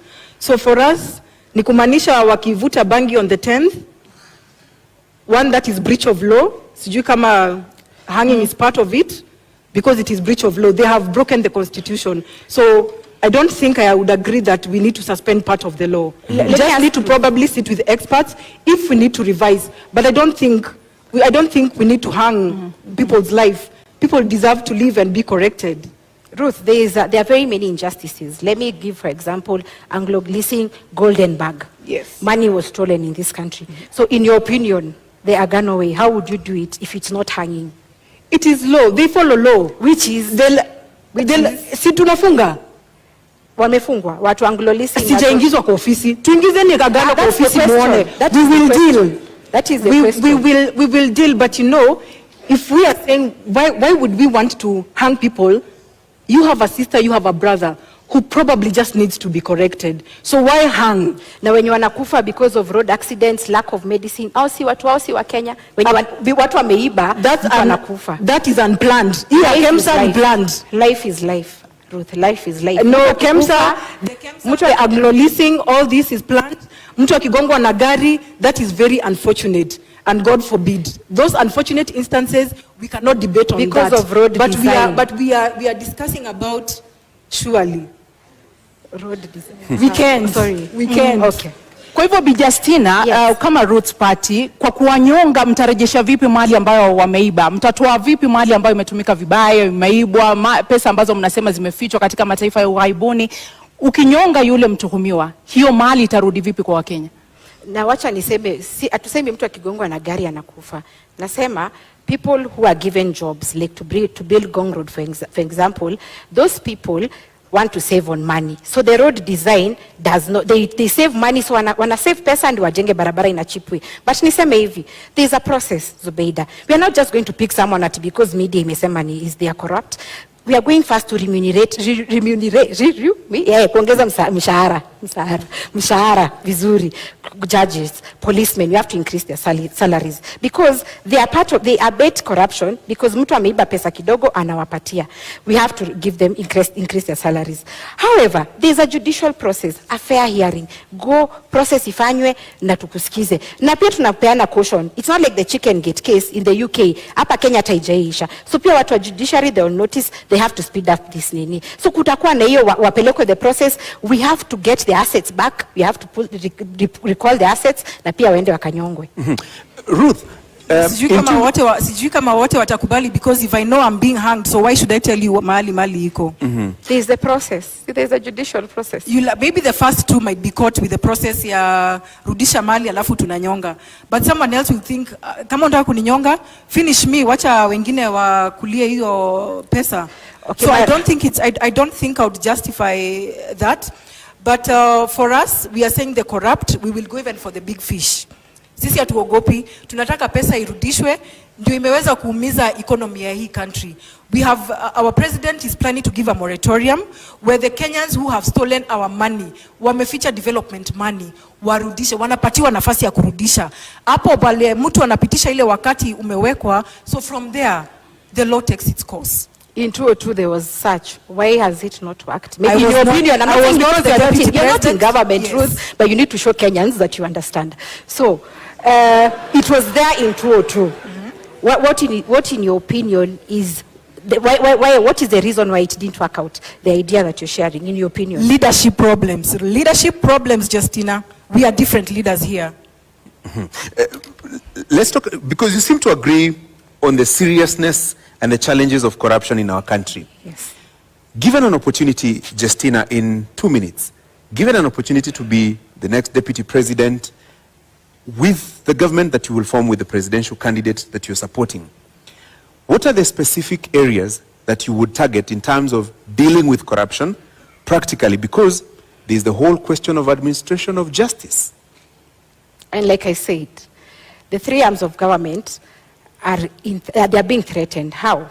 The independence rather is being threatened. When, for example, the executive says this, someone runs to court, and then the process is stopped. That is the backdrop of why we are going to suspend the Constitution. But yes, administration of justice is there. But again, has it worked for us? And you know, law was made for man, not the other way around. It is upon us as Kenyans to sit and say, are you happy that 2 billion is lost every day? They say no, because it's accounting to unemployment, inflation, high cost of living. So we are going to we'll be together with the Kenyans. We are going to call for public participation. And the Kenyans, I can tell you, they are very happy about it. Because someone is feeling like, I wake up like in Meru, I wake up at 4 a.m. kuchukua hiyo mira yangu, I pack it. Someone is eating the taxes. Mtu anajifanya ndio mjanja kuliko wengine. So Kenyans are tired. Of course, that aspect is there of administration of justice. Lakini Gashori, Kenyans are suffering. So sisi tutaka participate now, and many of them are supporting this. We need to instill fear in assets of the public. Heshima kwa public assets. Bi Ruth, haswa endapo mtaingia mamlakani, mnawapea Wakenya muda gani waweze kuona matunda katika vita dhidi ya ufisadi, na wewe binafsi mchango wako utakuwa upi katika kuona hilo linatimia kama makamu wa rais? For us, we will bring in this in phases. Kuna ile pesa iko nje, in the money that is stashed illegally abroad. For that, we can even say we have started even implementing our 100 days. The fifth, Maureen Wahiga already wrote a letter to the UN and 15 other countries to start processing our money back. That means tuna uhakika by the time we are getting in, kuna uwezekano pesa iko imefika, and if not, tunataka kukata hii mfereji. The report that the incumbent president gave out, 2 billion. We actually think it probably could be 5 billion that we are losing a day, including today and until the 9th of August. So for us, tukiingia pale ndani, tunataka kukata hiyo mfereji ya corruption like instantly, so that we also have working capital to jumpstart the economy. Na umetaja pale shilingi bilioni 5, haswa kwa sababu umerejelea mara kadhaa pesa ziko nje. Yes. Ni pesa ngapi ambazo mnazizungumzia sasa hivi na mtazirejesha vipi haswa? Mmeweza kupiga hesabu mkajua ni ngapi na ziko wapi? Ni zaidi ya trilioni 10. Na ndiposa nilisema pale awali, it is possible for us to clear our debt in a day. It is more than 10 trillion that is out there. This is development money. And that is why tumekasirika, tunataka kuleta hiyo pesa irudi Kenya. Tunaweza kosa kuleta na the first 100 days, lakini wa Kenya, we are committed to bring this money back. And in 2017-2018, budget ikisomwa, the Henry Rotich, he's on clip, he's on record, akisema there is money outside. Here hatuna confirmation that pesa ilirudi. It has only been accumulating over a time. Na By the time we were getting into this candidature, it was over 10 trillion that is outside there. Bi Ruth, unaona kwamba mikakati ambayo wako nayo kama Agano Party kweli itasaidia katika kurudisha hizo pesa, na unaamini kwamba ni trilioni 10 ambazo ziko nje? Okay, one thing I'm happy about sababu Ruth and I agree that corruption in affect wa Kenya sana. Lakini mikakati zao are not practical. They lack the how question. How are you going to do it? Utanishurutishaje pesa yangu iko huko Swiss account to return it? How are you going to force me? Kwa hivyo the idea is good, but it's just an idea. It lacks practicality. Moratorium. Tumesema tunapatia na moratorium. You know you have money outside there. We give you time to repent. Sisi Agano tunapatiana time to repent. You won't force kurudisha pesa, and remember we have external and internal. We have external and internal. Kwa hivyo pia hapa ndani, that's what I'm trying to say. We have already commenced the process ya kurudisha ile pesa iko nje. Hapa ndani, the local individuals, we will give them the chance to return, so that if they don't do that, sasa the law takes its course. Hapo in another 30 seconds, Ruth. Yes. When you say pesa ziko nje, give us specifics. Let me give you a minute actually. When you say pesa ziko huko nje, do you have the specifics? This amount of money is in this country, this amount of money is in another country, and is taken there by so and so. Do you have the specifics? I may not be having the specifics, but we know the big fish that is having money out there. So, yes. Justina, pesa ziko huko nje? Do you believe kuna pesa huko nje? Okay, I believe juu tumeambua Pandora box kwa media, but sisi tunasema yaliyopita si ndwele. Kama mtu tushajua huyo mtu tutampeleka through the judicial process, we are going to recover their assets. Kwa hivyo pesa ziko huko nje, after the judicial process tutarecover. But mimi niseme hivi, there are so many injustices in this country. Anglo leasing, hizo zote, you know, post-election violence zote zimefanyika. Do we hold on to the fact that we shall never forgive? We want to punish people. I think we should take the direction of Rwanda. After everything that happened in the genocide, tukae hivi tuseme wenye wamehangiwa na we have recovered assets ni sawa. Mwenye amekata ahame Kenya because hatutaishi na yeye. But the fact remains, let us adapt a forgiving nature, put in firm policies on how to deal with this, and finally give the opportunity. I said people are corrupt because of a mentality called scarcity mentality. Why are they corrupt? Because in government unasikia MP is earning 1 million, huku nje there is nothing that you can be able to get in that value. So tukipeana opportunity of legalizing banking, Kenyans will have money. Maybe niongezee ni kusema, we are not saying we will not forgive anyone. Ukisema utarudisha pesa yetu, we have no reason, we do not have any reason ya kukupeleka ahead na kukuingiza ndani. We just want Kenyans to bring back development money. Sijui venye wao wata jumpstart economy, but that is a long term strategy for us. Pesa irudishwe ndani. Tunapokata hii mfereji inapoteza pesa 2 to almost 5 billion a day. Tutapata nafasi ya kuweza kutengeneza our economy without having unnecessarily borrow more money out there. Kwa sababu nikisikia venye anasema, then that means wataongeza loan ile tuko nayo sahi. Roots Party is fighting to pay off the loan. The loan as it is 9 trillion Kenya shillings or 70 USD. 70 billion USD. Our idea is this, Ruth. Marijuana or industrial hemp takes 4 months to grow. And I gave an example that Kenya government owns around 14 million acres. Tufanye pilot test ya Kulalu Galana. In 4 months, tumekelea industrial hemp. In 4 months, we are going to be able to recoup 6 billion USD. So we are going to be in the process of paying. Hata tukisema Kulalu Galana ndio tunalipa nayo. In 3 years, 6 months, tutakuwa tumelipa deni. Hiyo 9 trillion. Lakini, tuko na shamba, we have times 14, 14 million. So we are going to know how we are going to appropriate this land. But niseme hivi, our idea, and I tell Kenyans, I'm here to tell you the truth, the economy is messed up. You need an honest leader who tells you it's not going to be easy. But our idea is that don't even question us at the first 100 days. That one will be lying to you, atutafanya. But in 1 year, ask me as Justina, did you achieve to get the 50,000 times 2 youth who got 2.8 million each? Because I said marijuana takes 4 to 6 months to grow. Right. So in 1 year, tutaweza kufanya hivyo. Ruth, let me now introduce a discussion on the cost of living. Yes. And I want to give you 2 minutes to tell us, in your understanding, what is the driver of this rising cost of living? And if elected president, let's say in the first 100 days, what would be the Agano proposals to reduce the cost of living? I agree to what you're saying, and I think the 100 days for us, we will repeat that our agenda is corruption. Cost of living has been affected by corruption widely. And if we deal with corruption, I think Kenyans will smile back at us. And the first 100 days, one that was implemented yesterday, na ninajua unga haijateremka, 2 weeks ago, on our manifesto we launched that. We will introduce the subsidy of maize. It was introduced yesterday. Na Wakenya wameambiwa to wait for 2, 3 to 4 weeks for it to be felt. Jana nimepitia kwa supermarket, bado unga ni 230. So for us, we still have to bring the subsidy for Kenyans to be able to eat, because a hungry nation is an angry nation. For us, we are also planning to implement the pay cutoff of 50%. I know you'll want to ask where the deficit is going to come in. Our repayment period for the loan is 1.3 trillion. And the financial year, the last financial year, KRA reported that the payment that was done through the payee was 461 billion.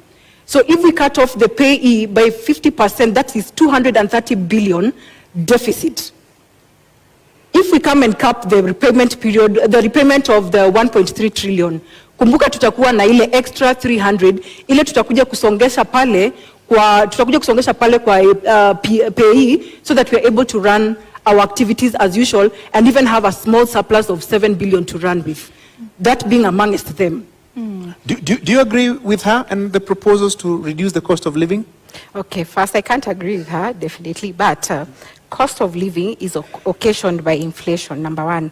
Too few goods, but there's too much money in circulation. Number two, taxes. When manufacturers have the tax burden, they push it to the consumer, and the consumer is not having any salary increase. So that is the reason we're having this. So let me say this. We're not going to do the 100 days, that's a lie. But you ask us after 1 year when you get into office. That one, we are going to widen the tax base. Why? I said marijuana is used in 9 sectors, across 9 sectors. Example, paper. We are going to give life to pan paper. Pan paper had been given life, but again, the logging law came in, so they don't have raw materials. We'll have marijuana that will be used for that. So our idea is to drive local economies whereby a Kenyan, instead of importing something from China, like the people of Nyamakema, their stuff was burnt for lack of quality, let them organize themselves, have local industries. If it's textile, plastic, paper, printing paper by the way is very expensive. So when we have local economies, we are going to widen the tax base so that a corporate tax shouldn't be 30%. We can lower it because we have more in the tax net. Another thing is to ensure that we give conducive environment for business. As it is, businesses are not comfortable. They are saying that lack of the dollar in the country is impeding their purchasing power in the global supply chain. So when we give a conducive environment, the economies are going to be there, Kenyans are going to be employed, and then we are going to have money. Then the other youth who want to be employed in these industries can go into the other thing of investment that I said. We are going to empower the youth financially. Kidogo hapo, hata kabla usonge sana, kwa sababu umesema kwamba hamtaahidi wa Kenya kwamba katika muda wa siku 100 mtafanya hivi na kadhalika. Awali ulituambia bangi inachukua muda wa miezi 4 kukua, na umetuambia kwamba hamtaahidi kwamba mtatimiza baada ya miezi ama siku 100. Kwa hivyo yule Mkenya anakutazama sasa hivi hawezi kumudu gharama ya kununua pakiti moja ya unga. Kwa hivyo unamwambia nini? Huyo Mkenya nitamwambia that the truth is tumeteseka miaka 30. 1 year tunaweza vumilia, but we are putting in, Kenyans need an honest leader. As it is now, hii maneno ya kusarakasi na siasa is what is getting us here. We are being honest. We are saying, of course, they have put in the unga imeshukishwa bei. But sisi tukiangalia the truth, marijuana also gives flour. We can look at alternatives to the challenges. If maize flour is costly, then marijuana flour can cook ugali, can cook chapati. And then cooking oil, the seed produces cooking oil also. So we tunaangalia kama hii ni expensive, we are going to use this. So the alternatives. So mimi naambia Mkenya, hatutawadanganya. Tumedanganywa miaka nenda miaka rudi. We are telling you the truth. Question us after 1 year. Bi Ruth, unaona Wakenya wavumilie watumie unga ya marijuana, watalala njaa 365 days from the 9th. But they know the truth. But they will die. No, let's be frank. Of course, we do not need a list of 10 items. I would almost agree, but we do not need a list of 10 items kufurahisha wa Kenya that we can accomplish all this in 100 days. Tuweke vitu realistic. Mkenya aweza kupata chakula. Yule mama anaangalia watoto peke yake aweze kupata pesa ya kulipa rent, kulipa school fees. But telling Kenyans to wait for 1 year, I think it's a long time. The truth is, it's such a long time. Truth. And you know, someone who's been in government, I know they're laughing at us, but the truth is, government policy is about trade-off. What is working for our country? What is working for our people? So if we come here and say, tutaangusha bei ya mahindi, farmers walitoka Ushago, they came to Nairobi. There is rural to urban migration. They are border riders because farming doesn't have money. It is about us giving the conducive environment for agriculture to thrive. Watu warudi Ushago, they grow the maize, they grow the marijuana, they do the Mira. And actually, we are giving Kenyans an alternative. If you're a Mira farmer, continue doing, no problem. But we need Kenyans to know it's not about the government doing things. We won't lie to you. And that is why leaders or politicians lie to us. It's about telling Kenyans the truth. Here is a trade-off between a very bad situation and a worse situation. I think I think agriculture has money. Sijui kama hapo tutakubaliana, lakini agriculture has money. I will give an example. My grandmother amekuwa ametegemea majani chai. They have brought up she brought up 8 children. Lakini sahi mkulima wa sahi analia. So if we restore back our economy, that means hata ule mtu hajasoma ataweza kuongeza pesa kwa mfuko, na tuweze pia kukata hii importation tunaleta ya michele, na kuna project kuna schemes kama za Moya tunaweza patia wakulima nafasi to boost themselves back, na Wakenya waweze kupata chakula ya kukula. Just like even the maize, people are having maize in the granary. Kwa nini tunaleta mahindi kutoka nje? Tupatie nafasi wa Kenya wajijenge. I believe farming has money. Yes. Pia ule akona ng'ombe ananunuliwa maziwa 30 shillings lakini inauzwa 60. Wacha tujaribu kubalance out. Sikusema agriculture doesn't have money. You said but when you wait, as it is, the global prices, declining global prices. Sahi watu wa Kisii wanasema 1 kg of coffee or tea wananunuliwa 30 shillings farm gate prices. Sugar cane inatoka 4,112 per ton. Sahi mahindi 3,000. Na sahi ekelea fertilizer. So the input cost of agriculture as it is so costly that you as a farmer you're not getting money. Na niongea about maziwa ata dairy farmer. By the way, hemp produces animal feed. So our tukitengeneza animal feed which is very costly as it is, ina impede maziwa production. Kutakuwa na so much milk that Roots Party is telling Kenyans, and we are promising Kenyans, kutakuwa na maziwa ya Roots na mayai ya Roots, because animal feed will be affordable. Kenyans can take milk as they wish. So our purpose is to reduce import costs in agriculture, but agriculture has money. No, that one I quoted you, Justina, and I think the pricing right now of the food products is because of a leadership issue. It's nothing that the Kenyans cannot produce. Tuko na mchanga, tuko na maadili. We only need to give Kenyans ile nafasi waweze kulisha Wakenya wenzao. Just that. Let's stop saying ati mahindi it's intoxins, whereas the strategy is kuleta mahindi binafsi, unaleta hapa kwa nchi, unajitengeneza wewe mwenyewe, lakini unafinya yule mkulima ako pale Murang'a, ako pale Kisumu, hawezi pata return on investment. Kwa hivyo let us try to promote what we have locally, because this is a blessed nation. Justina, in 60 seconds, listening to you, then it sounds like it begins and ends with marijuana farming. That is part of our manifesto, and agriculture is the core principle in our manifesto. Let me say this, there's snake farming. As it is, 3 Kenyans die out of snake bites as it is.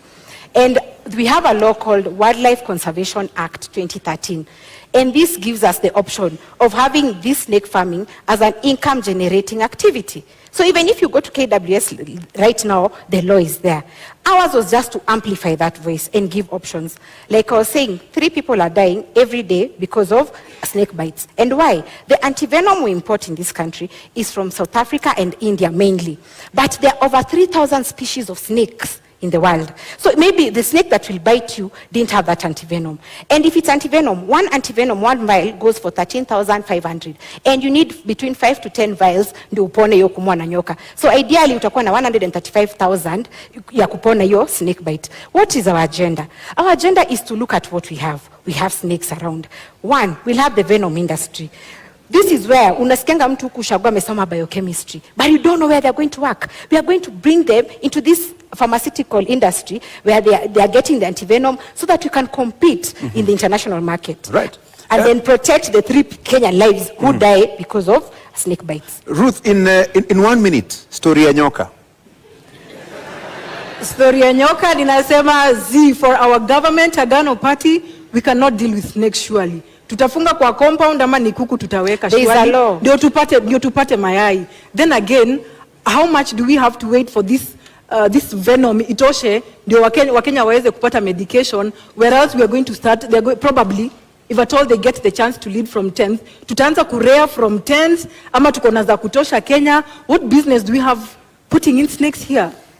We have amplified what is there. There is a law, Wildlife Conservation Act 2013. Today is 2022, so it's been there for a while.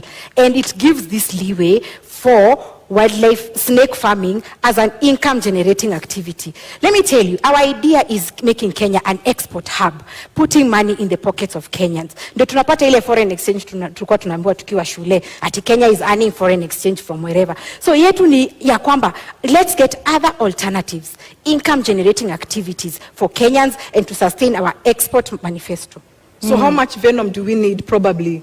Like I said, do the math. 1 vial goes for 13,000. You can check, you can Google. 1 vial goes for 13,500.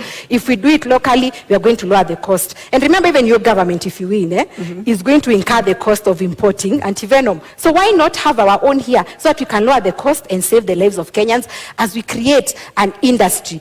An industry for this venom thing. There's someone at home amesoma biochem. Me unaonanga ama pharmacist sijui nani. They only sell in chemists. There is no employment. Our target ni kuemploy everyone. Mwenye amesoma asiregret. Mwenye hajasoma kuko na hizi zingine economies anaweza invest in. So yetu ni kuweka pesa mkononi. Na Bi Justina, ni baki kwako kabla kurudi kwake, na una muda wa dakika 2 kuweza kujibu hili.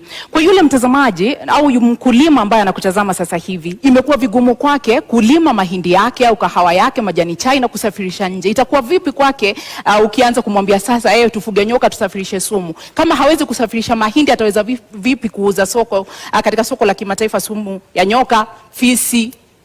Haya, niseme hivi. Bangi, nyoka already kuna frameworks na ziliwekwa 2013, tutafuata hizo. But bangi, ile challenge mkulima sasa yako nayo, tukaangalia kama ni farmer, kuna watu wanaitwa KTDA au coffee board au wote. They come here, they take your produce, they go sell it and then come back to pay you. Many times wanakuja wanakuambia, you even you owe us. Unaona? And that is why farmers wanakasirika, wanasema hii ni ya nini? Our idea of marijuana, because this is fresh, snakes is in the law.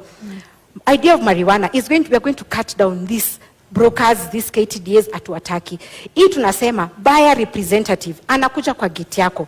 If you've sold 50 kgs, we are going to ensure ananunua according to the price, market price. You're given your money cash as opposed to venye KTDA inapatianga farmers annually. This farmer needs to educate their children, anataka kusustain maisha yake. That is why farming is no longer lucrative. So we are going to cut off the brokers au watu wote wako katikati na buyer representative. Kama ananunua, anakuja kwa farm gate, anachukua produce, anakupatia cash, unajipanga na pesa yako. Na hao nyoka wataiko wapi? Ni kwamba mtajenga vibanda. Unajua sasa hivi ukienda kule mashambani, kila mtu ana mahali ambapo anaweka kondoo, ng'ombe. Kwa hivyo sasa utajenga pia panyoka, fisi na vitu vingine. Na hii agenda yetu inaleta msisimuko. But I'm happy because Kenyans are opening up their mindset. Maneno ya nyoka. There is the Wildlife Conservation Act 2013 that stipulates the process and the procedures and the systems. KWS itakuja kwako. You give and you show interest, yeah? Expression of interest. Before they give you a license, wanakuja kwako na wana inspect. So hiyo sitaongelea sana because already the law was passed by parliament. But this is the idea. Unaenda express interest, unaambiwa before upewe license, they have to inspect your premises. Can you afford? So we are going to use KWS, and Kenya is not devoid of experts. Wako watatusaidia on how best we can cash in on this. Na nimesema it is being done because we import venom from South Africa and India. They are doing it. Why not us? Ruth, utafuga nyoka? I think for Agano Party, our governance, we leave the snakes to the zoo. Tunakuja kuziona, tunaziangalia, tunasoma. That's good for us. Pesa nayo. Justina, yes. I'm looking at this from a practical point of view. Yes. If you want to introduce, let's say, tea farming or maize farming, you give farmers seeds, fertilizer, and everything else. So what will you give to somebody who wants to engage in snake rearing? What will we give? Yeah. Like I said, Gashori, the law was passed in 2013. KWS, we are not doing it at Yas Justina or Professor Wajakoya. No, there are regulations in place. Hao ndo wataenda na KWS will advise them as it is mali watatoa hiyo nyoka because there's already a research process in place wako hapa Ngong Road ni a government, it's government owned, nina support KWS in this process. So what we are saying, hatutapeana nyoka. Justina Wamae or Wajakoya won't go and give snakes. No, we will work with the experts, and Kenya haikosi our experts. We'll work with KWS, but the fact is we have amplified the voice that this is an alternative income generating activity.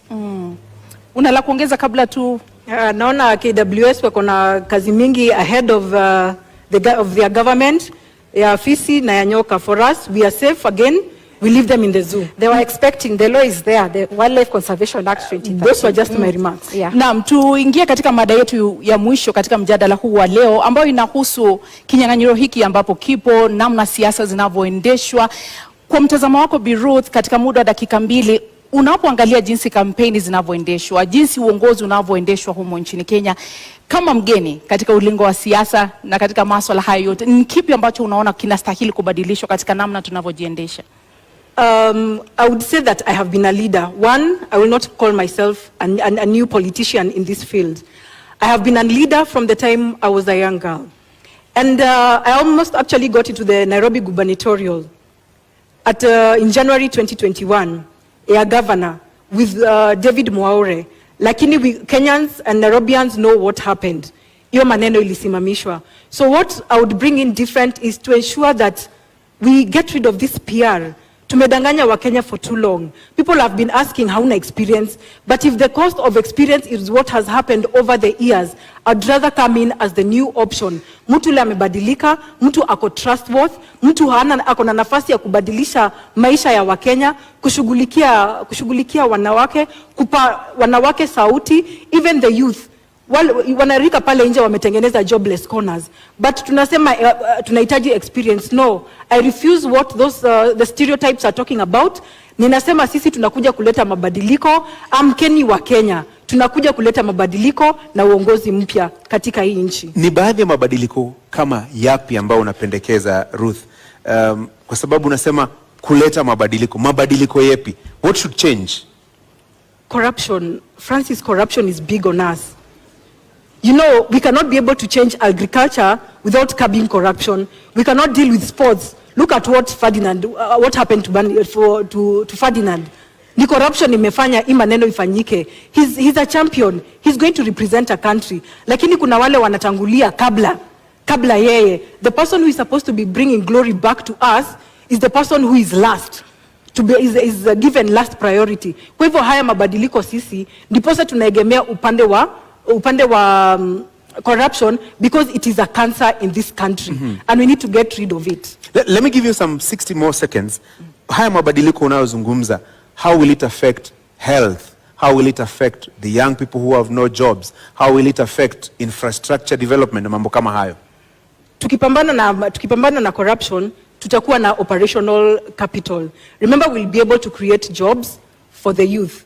Kuna wale wamefanya degree, 2,000 of them probably after every year wana graduate. Hawana makazi. Wakienda kutafuta kazi, they're being asked for 3 years experience. It is not bought over a shelf. tunataka kupatia the graduates nafasi waweze tunapatia graduates nafasi kuweza kuingia kwa makazi with a minimal experience with a minimal experience, which means tunaweka mikakati ya kuweza kuwapatia nafasi kuingia immediately after graduation. There's a graduation program. Na watu kama wa informal sector tunamsha the industries that have been dead. During COVID, we got to learn that we can make masks we can make locally masks. Kwa nini bado basi tunazileta? To employ wanarika walipo hapa ndani waweze kutengeneza mask. You can imagine we're even importing toothpicks. Situpatie wanarika in the informal sector nafasi waweze kujijenga pia. Justina, what should change about our way and mode of doing politics? Let me say this about health. Ukiangalia as it is, if you have for example, you're told to come for an MRI, to get an MRI scan or dialysis, ukiwa Turukana, you have to come to Nairobi for NHIF to give you authorization for that. Assuming you're very, very sick, so you have to come with someone. You travel from Turkana to Nairobi. Up until 2018, it was working. I don't know why it stopped.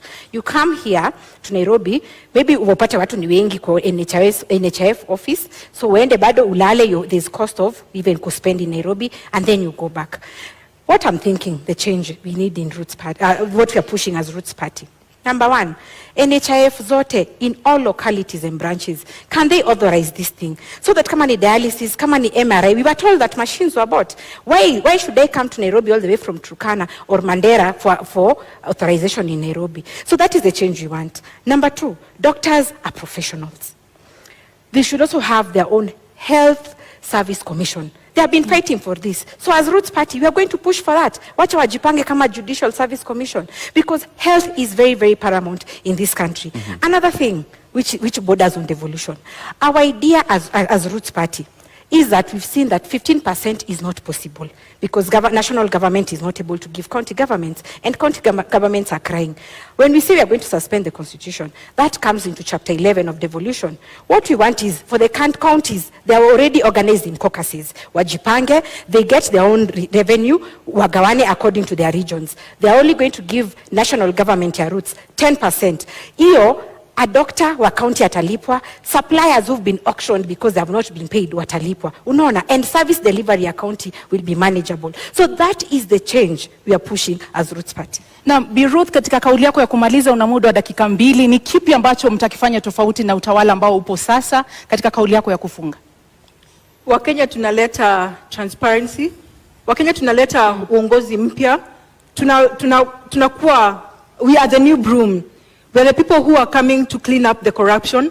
We are people who are coming to stabilize the economy.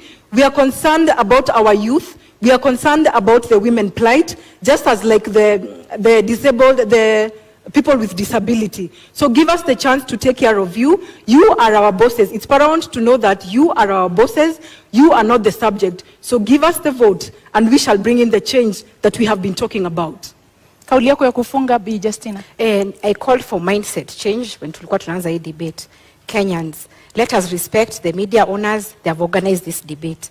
And the purpose of this debate is to give you an opportunity to ask your leaders questions. And here we are. So don't see it like it's something that you're time wasting, ama mulisha amua. No. If you need a different Kenya, a transformed Kenya, this is the opportunity. Let me say this as Roots Party. We might come off as jokers, as not serious people. But one thing we are doing is to push your mind and to ask yourself, by the way, my tribe doesn't help me, but the challenges I'm facing as an individual is what I want my government to help me with. So we are coming in with fresh ideas. We are coming in with the idea that Kenya can do better. Kenya is beautiful. We have athletes who we are always trending that they are doing well. We have musicians who are doing well. But when it comes to leadership, why do we have low self-esteem? Why do we choose people? Why are we scared to go a different direction? So my call to Kenyans is that Roots is different. We are giving you a solution. We are explaining to you where we are going to get the money to run government projects. And we are ready to serve you. So be different. Don't feel like anyone owns you. Don't feel like you're doing someone a favor. And for the 44 million undecided, I hope I've convinced you. And the ones who are decided, I hope I've converted you to vote for Roots Party, because this is the government and the party for the future. Thank you very much. Asanteni sana. Mnaweza kupokezana mkono. Thank you.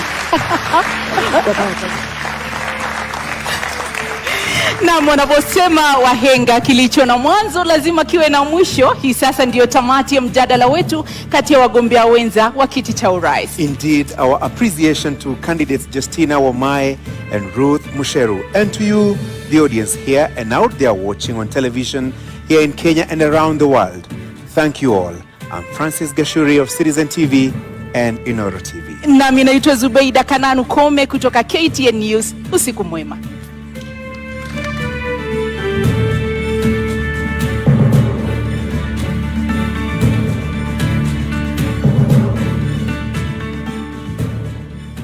Thank you for staying with the deputy presidential debate. Debate 1 has just ended just moments after Justina Wamae of the Roots Party and Ruth Mutua of the Agano Party faced off there in debate 1. Debate 2 is kicking off in just a bit, but my panelists are still here with me. In fact, some of the leaders are already here, already within the vicinity. We're waiting for Martha Karua, Azimio la Umoja, One Kenya Alliance, and Rigathi Gachagua, who is from Kenya Kwanza, who's just arriving for the debate 2, which will kick off in the next 1 hour. And I'll be crossing over to Ken Mijungu in just a bit, and Michelle Ngele was standing by for that conversation shortly. And my panelists are still with me. Professor Alfred Omenya, urban planning expert, is changing places with Professor Gituro. Nerima Wako, executive director, Siasa Place, is still here. Dr. Nancy Baraza, former deputy chief justice, is still with us here. Saska Labarakwe, public policy expert, is also with us.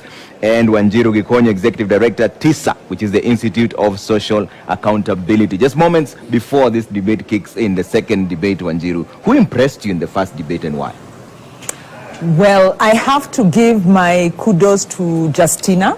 First of all, I think both were impressive, and it's a landmark that we have two women being able to hold this debate. Yeah. So that means out of all the candidates, we've got a total of 3 women as deputy. That is the trend we need when we are talking about gender inclusion. In terms of the debate, I'd have to give it to Justina. Yeah. I felt she argued her points very convincingly. I think she gave a lot of good background information. I've learned a lot. Yeah. But, they both did well. Both did well. Asaska, who impressed you? To be honest with you, I give it to the Roots Party for making cannabis a national conversation in this debate this evening. Kudos. And I also picked up that she covered their manifesto very well, cutting across all the 10 points. And the other thing I noted is that the Roots Party manifesto is an outward-looking manifesto. Yeah. Because you'll find that she really focused on exporting hyena parts and dog and snake meat and anti-venom and all this.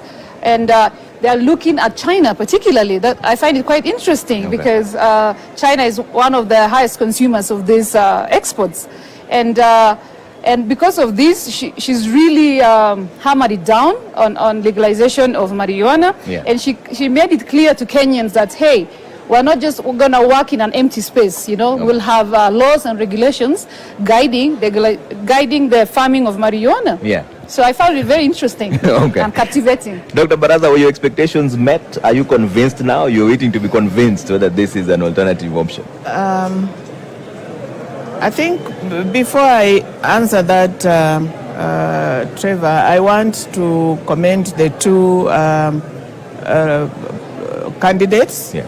I think, as Wanjiru has said, I think our democracy has grown.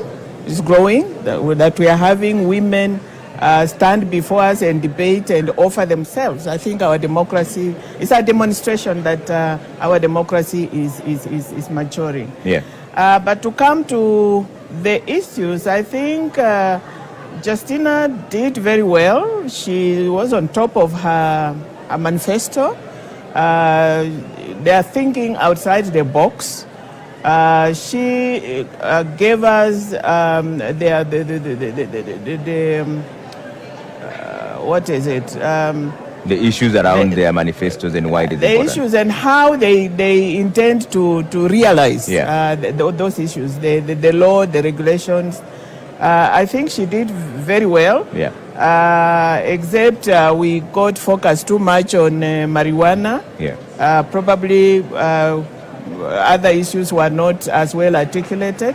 As for Agano, Ruth performed well too, but she ended up reacting to Justina and forgot that they have their own manifesto. She didn't articulate their own manifesto very well. All right. Otherwise, I think it's a clap for our democracy. All right, Dr. Baraz. And you can see right now this debate 2 is just about to kick off. It's starting off in the next 45 minutes or so. And one of the candidates there, Honorable Rigathi Gachagua from the Kenya Kwanza and UDA Brigade, is already here, ready to face off with Honorable Martha Karua. He's just coming first, and of course they're going to hold him for a bit for the second part of that debate, which is kicking off at exactly 8 p.m.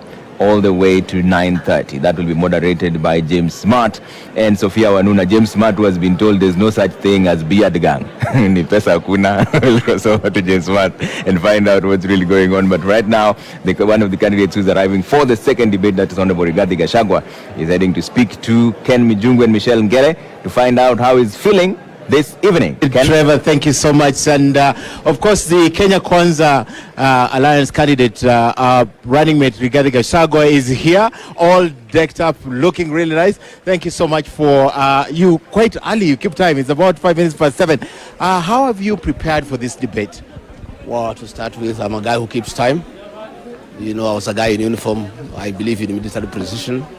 You told me here to be 7. Here at 7, I'm here at 7. Okay. I'm ready for the debate. I'm looking forward. I hope this debate is about the people of Kenya. I hope we are not degenerate into triviality and innuendos and rumors and unnecessary issues.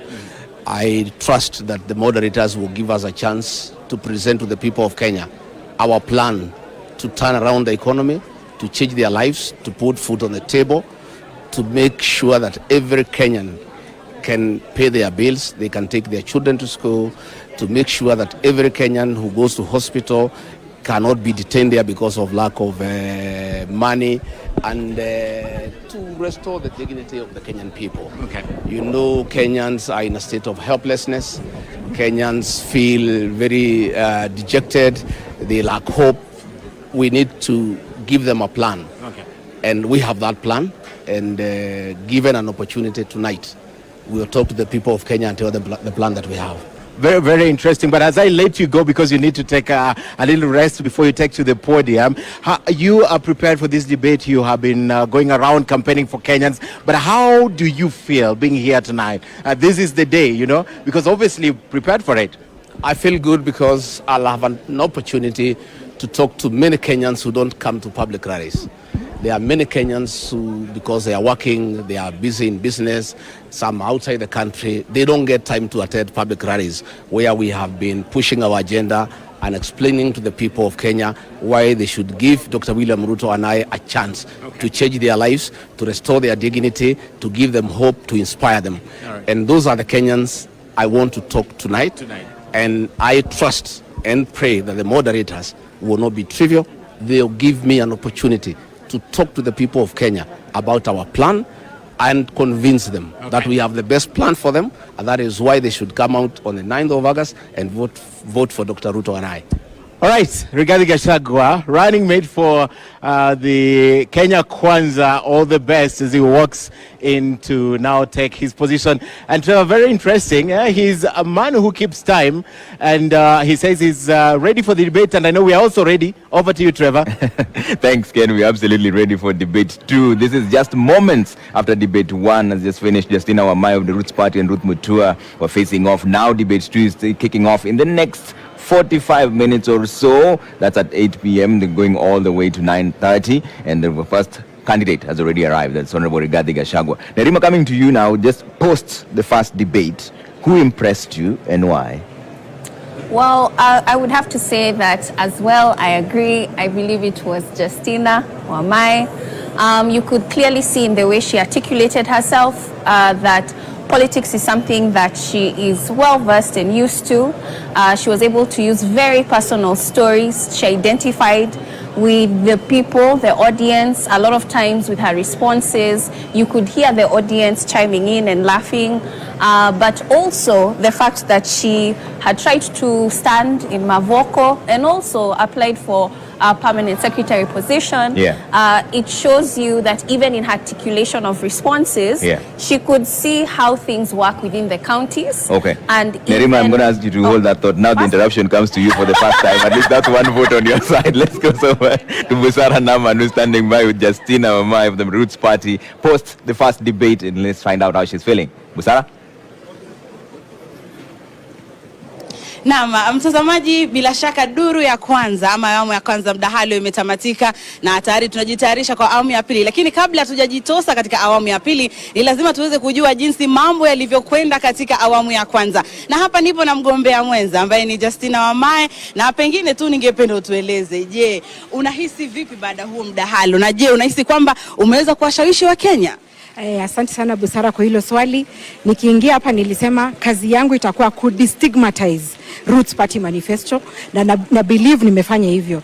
But wacha niseme hivi, Kenya imebadilika, wa Kenya wanataka leaders who understand them. Na ndio maana ilibidi nifanye a lot of research na ni present well ndio wa Kenya watuelewe. Another thing, Mkenya wa leo si ule wa kitambo. Nilipokuwa mdogo nilikuwa naona wanasema women in politics are not married. So the men in this country wako progressive, wata support ideas, hata women empowerment ideas, and I need to thank personally my husband, my spouse, Bwana Alex, tuko naye huku kwa kunipatia hii opportunity ya ku choose and do what I love, which is public service and leadership. Nimefurahi sana. Naam, asante sana kwa kuja, asante kwa kuitikia mwito. Na mtazamaji, kufikia hapo na ningependa kumpisha mwenzangu Nimrod Tabu naye atueleze upande wake kuko vipi. Karibia kaka. Naam, asante sana Busara. Bila shaka nafikiri mgombea mwenza ameeleza vizuri. Ninaye mgombea mwenza pia mwingine alikuwa hapo katika jukwaa, Bi Ruth Mutua. Nafikiri pengine hisia za kwanza tu ulipowasili na mpaka sasa. Je, unasikia fursa hii umeitumia vizuri kuzungumza na wananchi? Manake kuna wengine ambao pengine walikuwa hawaja kuona kwa muda mrefu, kuchukua majukwaa kama haya na kuzungumzia manifesto. Hii nafasi nimeifurahia, and I thank the Media Council for the opportunity that you've given unto us. We are not really competing against each other. Tumekubaliana na Justina, tumekuja kuleta the manifesto. What is this government coming to do? I have loved the interview. It was interactive, but not si ya kuleta mtu chini, ya kumuonesha this one is better than the other. Na pia ningeweza kufurahi kushukuru familia yangu, pia mimi bwana na watoto wamenishikilia for even this first time of a race. Nasema ni asanti. Bila shaka tunatumai kwamba umeweka msingi wa yale ambao mnataka kufanya hata siku za usoni, lakini asante sana kwa muda wako. Bila shaka tukiwa na migaragazano kama hii tutakuwa tunatafutana na nyinyi. Haya basi, ndio kama ulivyosikia mtazamaji, wagombea wenza wote wakifurahia fursa hii kuweza kuzungumza na wananchi na kuuza sera zao kwa wale ambao walikuwa bado hawaja kuweza kuwafahamu ama kuwaelewa zaidi. Lakini kwa sasa hivi tunakwenda kwake Trevor Umbija, bado wakili na wachanganuzi, kuzungumzia tu awamu ya kwanza na pia matamanio na yale yanayotarajiwa katika mdahalo wa pili. Asante sana Nimrod na Busara there, but we come back to you. You're finishing your thoughts on why Justina is the one who impressed you. Yes. So basically she said it herself just now, where she said she's passionate about public service. We saw that. She was able to bring it out. But also her opening statement, where she talked about, Kenyans, open your mind. So Roots Party is definitely different. We saw the difference. And she also closed it with Kenyans, open your mind. And I think that she has managed to do what she came to do. People are asking questions on, can industrial hemp make a difference to our economy? She has left Kenyans actually thinking about it rather than completely negating it. And so I think she has won this debate today. All right. Prof, were your expectations met, and who impressed you this evening? Thank you. Yeah, thank you, Trevor. I think my expectations have learned to make them very, very low. So they were met. There's no doubt about that. I think I really liked Justina and Roots Party. Because I like them not necessarily because of the issues they responded to, but as the other panelists have actually highlighted, as our democracy expands, we will be having different types of parties, pushing for different types of issues. And I think for the first time, we are seeing a fringe party, being on the national agenda with a clear issue. Yeah. And that issue is actually legalization of industrial hemp.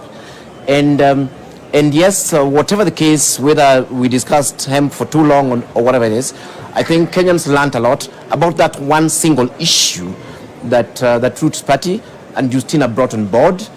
When it came to Ruth, I thought that their party must also be having an issue that they wanted Kenyan to listen to, but it seemed like her issue was to oppose industrial hemp and to oppose snake rearing and to oppose export of hyenas to China. So Agano party actually wasted our time and actually did not even use the platform for anything. Yes, but of course, I mean, what I'd hope to hear really was whether there was anything beyond what we're hearing, the hemp and stuff like that. And I think Justina either tactically or otherwise chose not to discuss any of those things. Whether it's devolution, whether it's other issues around agriculture, whether it is youth employment, and all that. But on their single agenda of hemp, it was clearly put on the table. And my own suggestion to them is that they should not really campaign about anything else.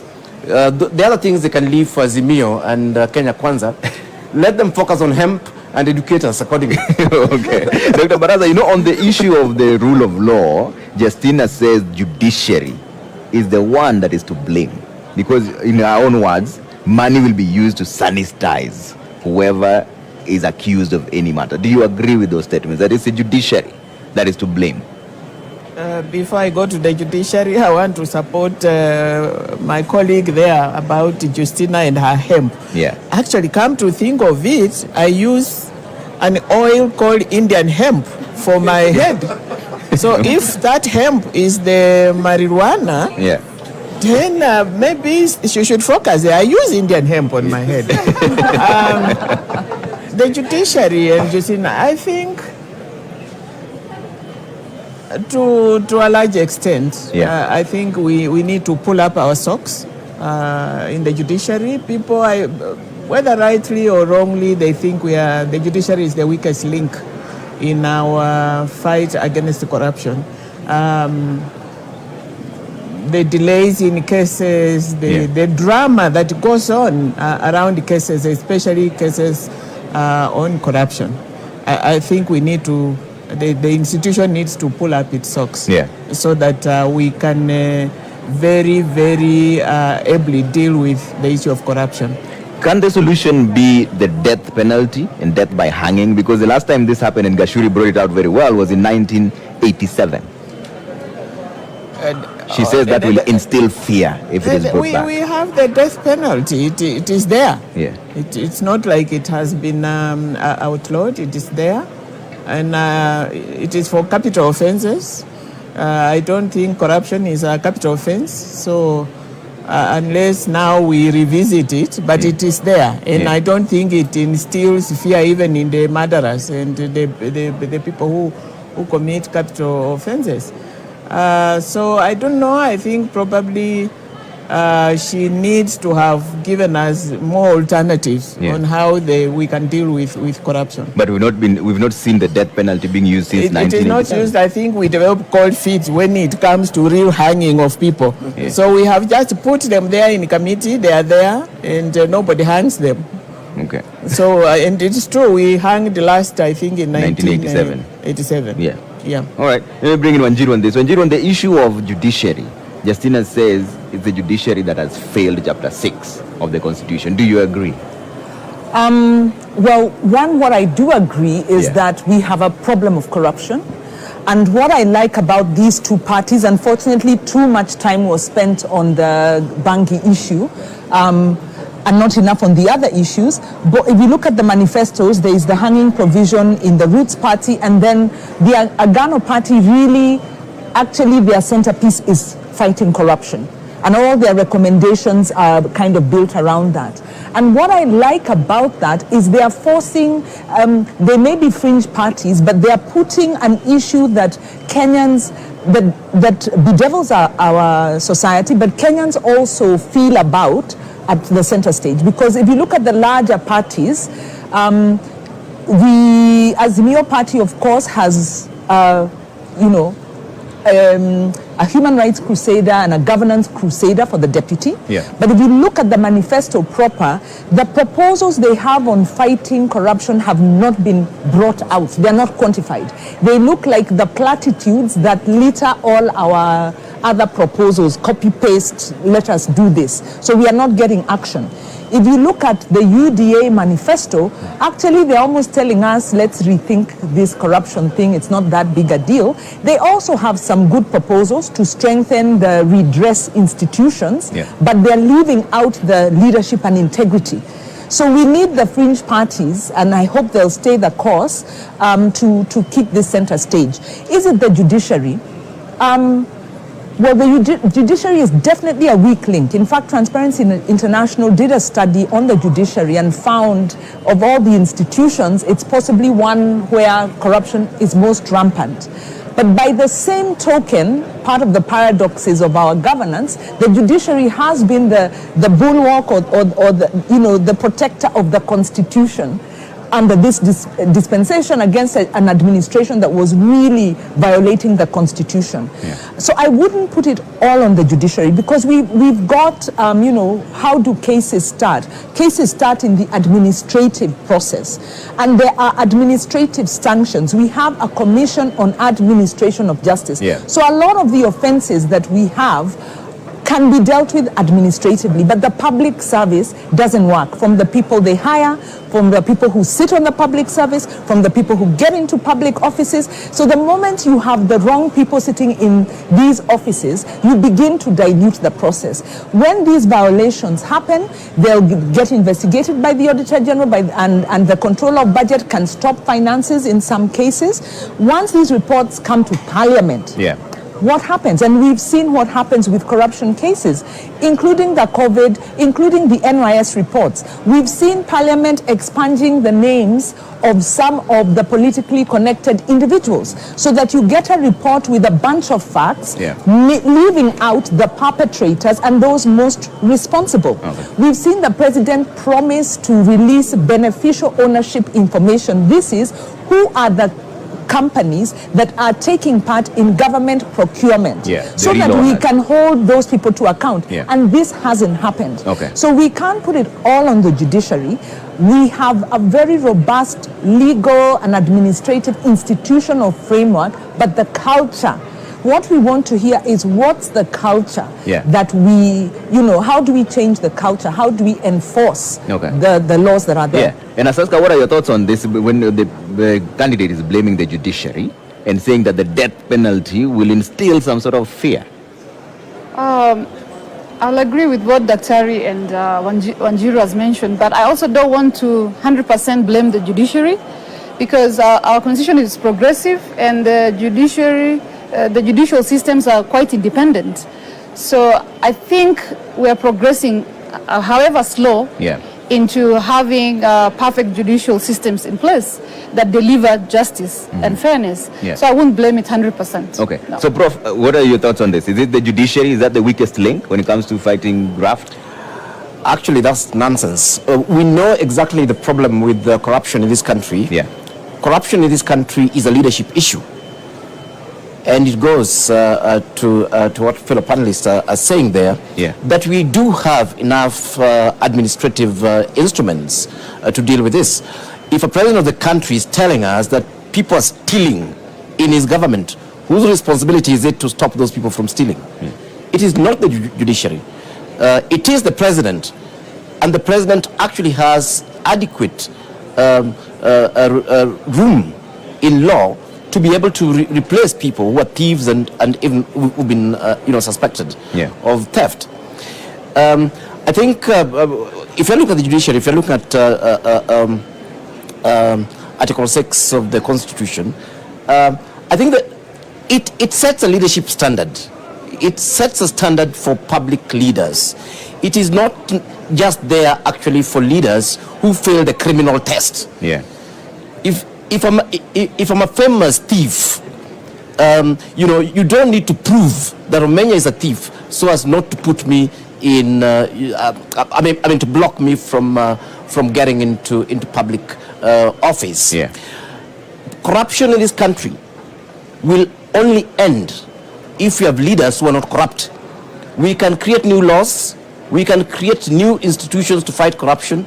We can threaten to hang people, but and not just in the country. We know that corruption in private sector is normally when the CEO is corrupt or condones the corruption. Corruption in counties is when those governors are actually corrupt or condone corruption.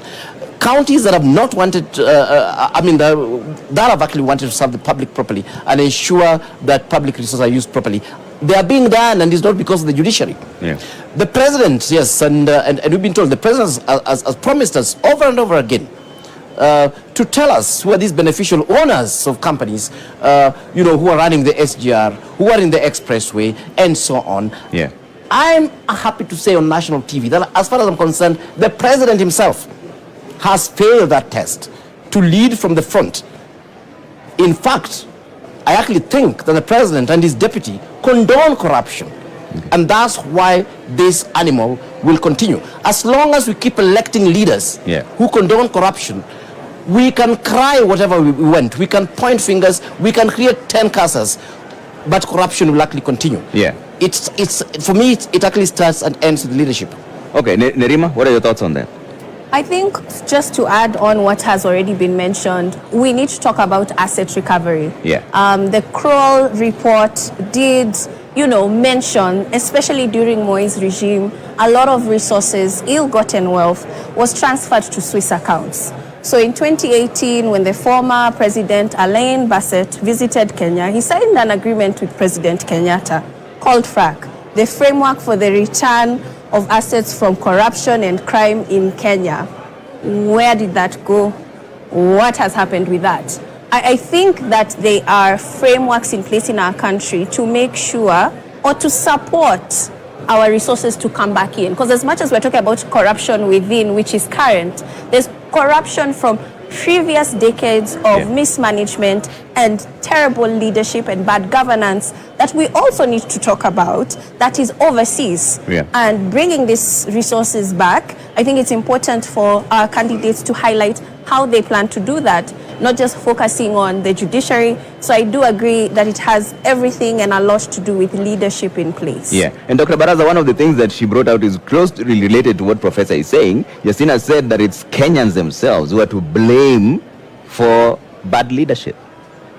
Do you agree with that statement? Absolutely. Absolutely.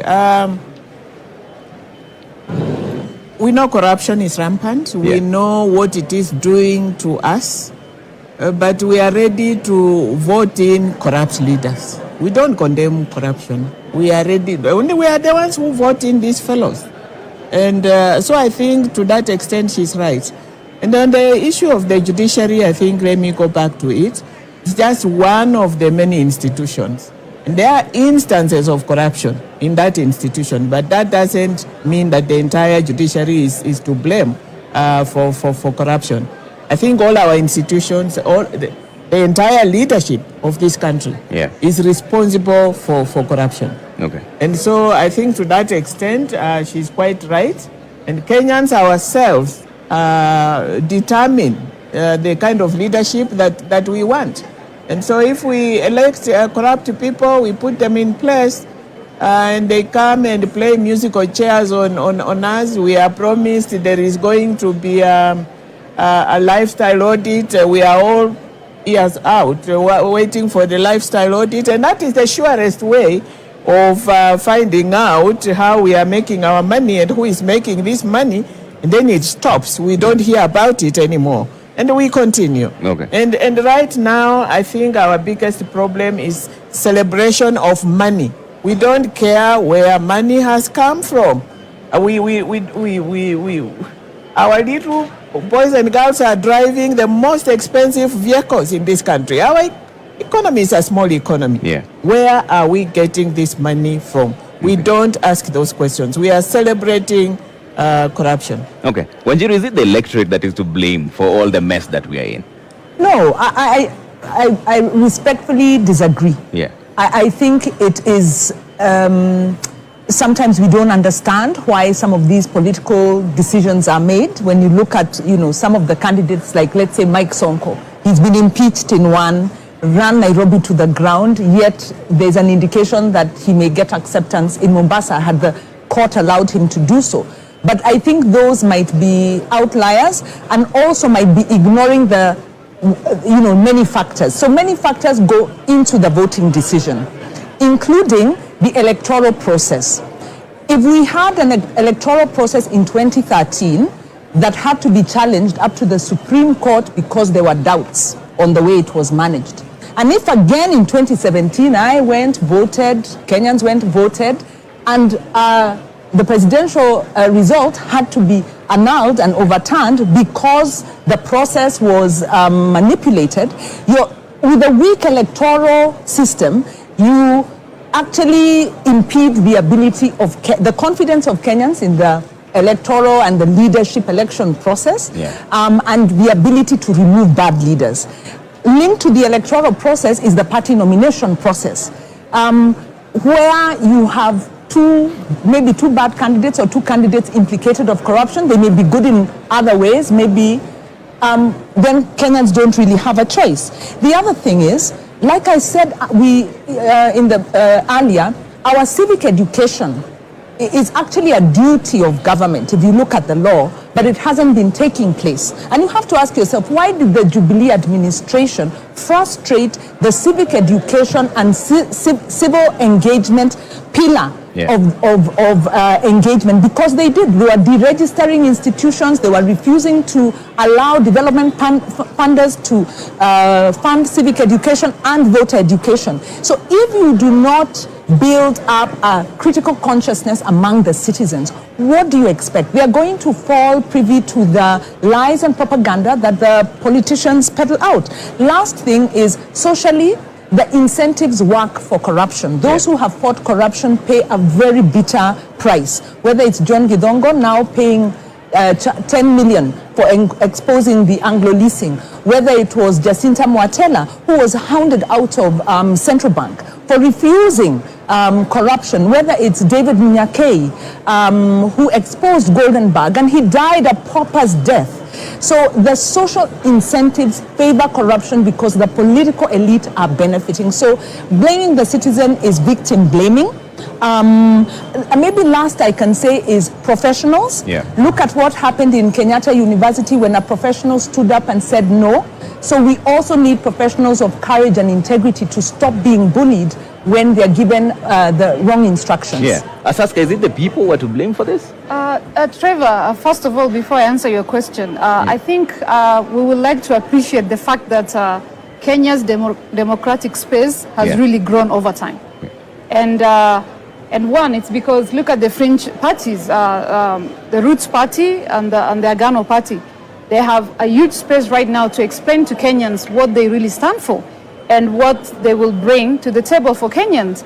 And yes, you're asking me, is the corruption, are we to blame the electorate? Asaska, now I think you get one interruption also. It's fair play for everyone. Everybody's interrupted at least once. You can see now on your screens that the Azimio la Umoja One Kenya Alliance Deputy Presidential Candidate, Honorable Martha Karua, is now here, ready for the debate, which is starting in the next 30 minutes from now. It's going to take 1.5 hours, where they're going to outline the reasons why they're running for office and why they should be elected. Right after that, what is going to happen is they're going to take a ballot session. In that ballot session, whoever picks the first number is the one who will make the opening remarks first. I think she's accompanied by her family there. So once that happens, the second person is the one who will also make the closing remark second. That's Honorable Martha Karua is coming in for the debate that's going to take place in just a short while there, but 1.5 hours of it, where Kenyans, you can send in your questions as well on 22843,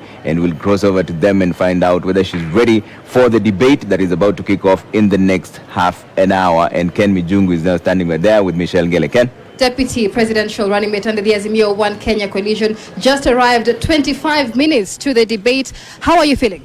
I'm feeling good, and you can see I'm surrounded by my grandchildren. Yes. You want to say something? You want to say something? Hi, people. Are you ready for this debate? Very. Yes. All right. Say something. Hi. Do you wish her well? Yes. No, All right. Please vote for Azimio. All right. That is Martha Karua. She is the second candidate to arrive for this debate, setting the stage for the debate. Among many others, Kenyans expecting a heated debate, where amongst center stage will be how these candidates will implement their manifestos. Trevor. Thank you, Michelle and Ken Mijungu there, speaking to the deputy presidential candidate for the Azimio la Umoja One Kenya Alliance. Honorable Martha Karua has just walked into the podium. The debate kicks off in the next half an hour from now. They'll first go into the balloting session where they pick their numbers. That will determine who will make the opening remarks and who will be the first one to make closing remarks as well. But as Aska, we are talking about now, we have to switch gears. As you finish your talks on that, let's now talk about the one that's coming, the debate that's coming. What are your expectations for this particular debate between Honorable Rigathi Gachagua and Honorable Martha Karua? Yeah. First, before we jump into that, can I finish on the corruption? Yes.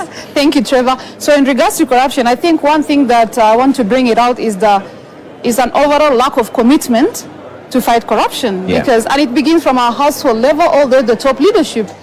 I think it's time for us to be serious about corruption, for us to face corruption head on, because I think we're losing a lot of money to corruption and it needs to go to better use. Okay.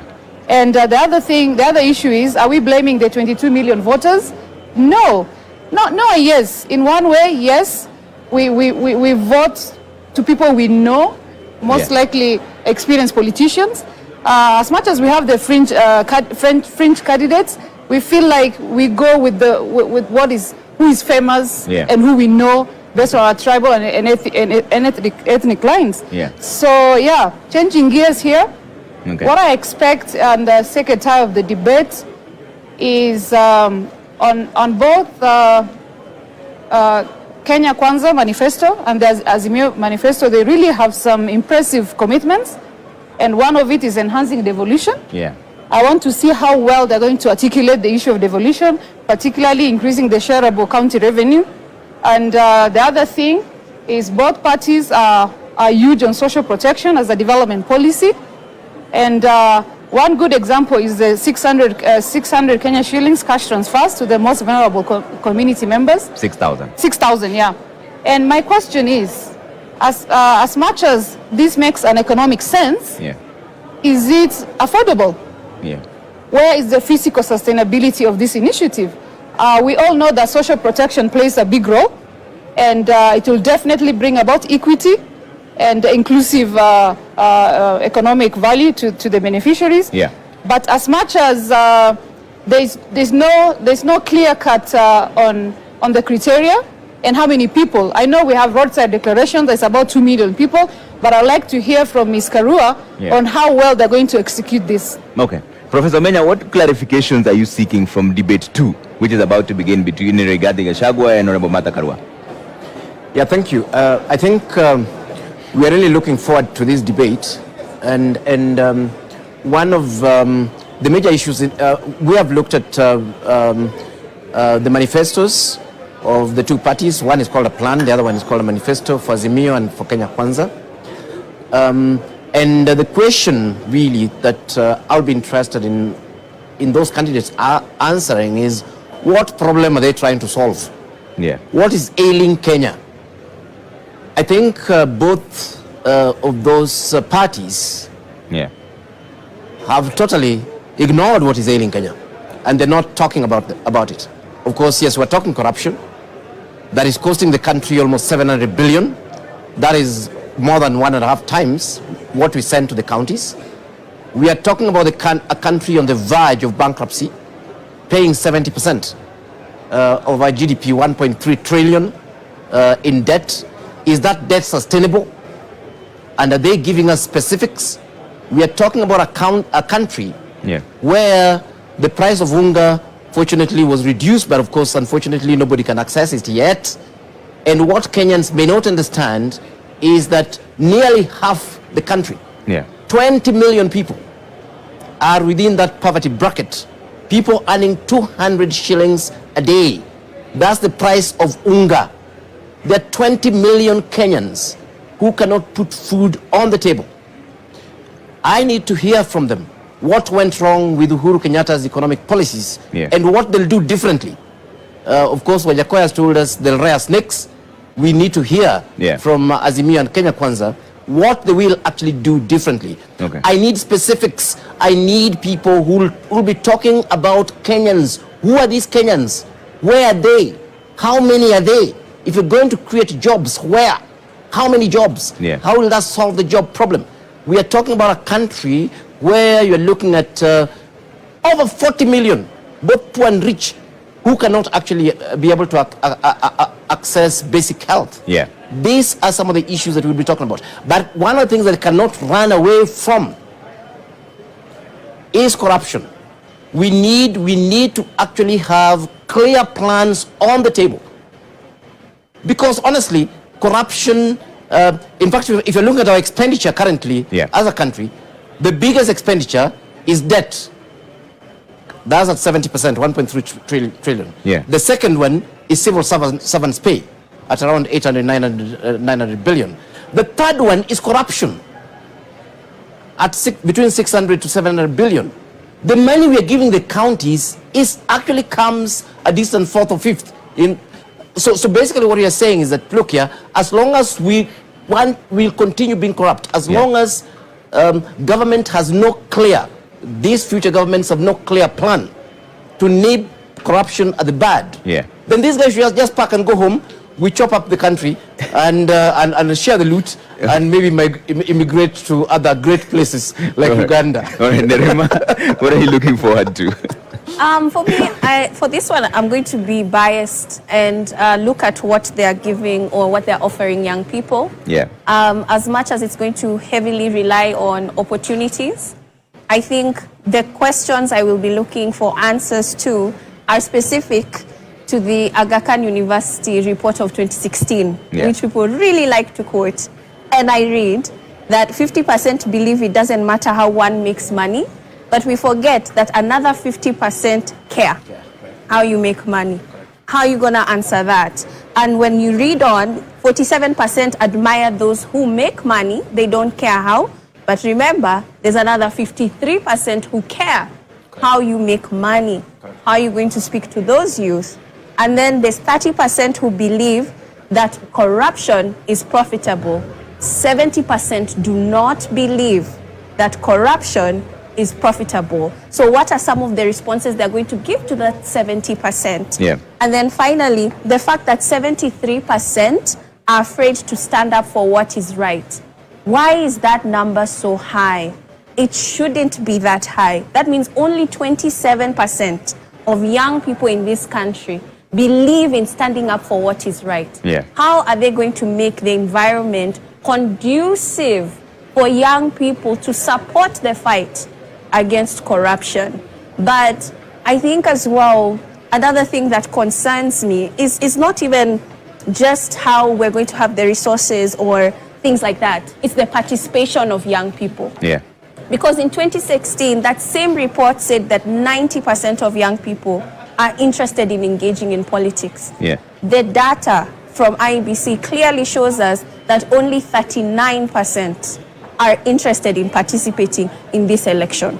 So whoever wins in this election has to deal with a population of young people that have decided to clock out. They don't believe in your leadership already, and they chose not to participate by even registering. How are you going to manage that population?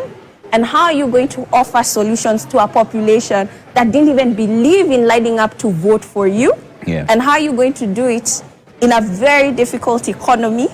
And so integrity will be key, because we'll have to manage the amount of resources that we have. And youth will have to see where their taxes are going. Taxes are high. We are all paying them indirectly.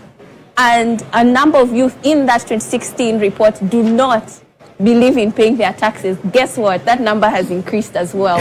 So how would you convince the youth that their taxes is being used for the betterment of this country, and they're able to see the results of them paying those high taxes? Dr. Baraza, are you expecting anything different before I come to you, Asaska? Are you expecting anything different for debate 2, which is about to kick off? Yes, of course. Very, very concrete strategies Yeah. on how they are going to deal with these issues that touch very directly on Kenyans. They are talking about socio-economic programs to alleviate the immediate problems of the majority of Kenyans. Yeah. The women, they are, I think Azimio Moja is talking about women and children, the vulnerable ones. Yeah. And I think I agree with Wanjiru. This 6,000 into the pocket, you know, I hope it's not just a promise. Kenyans are hurting, Kenyans are hungry.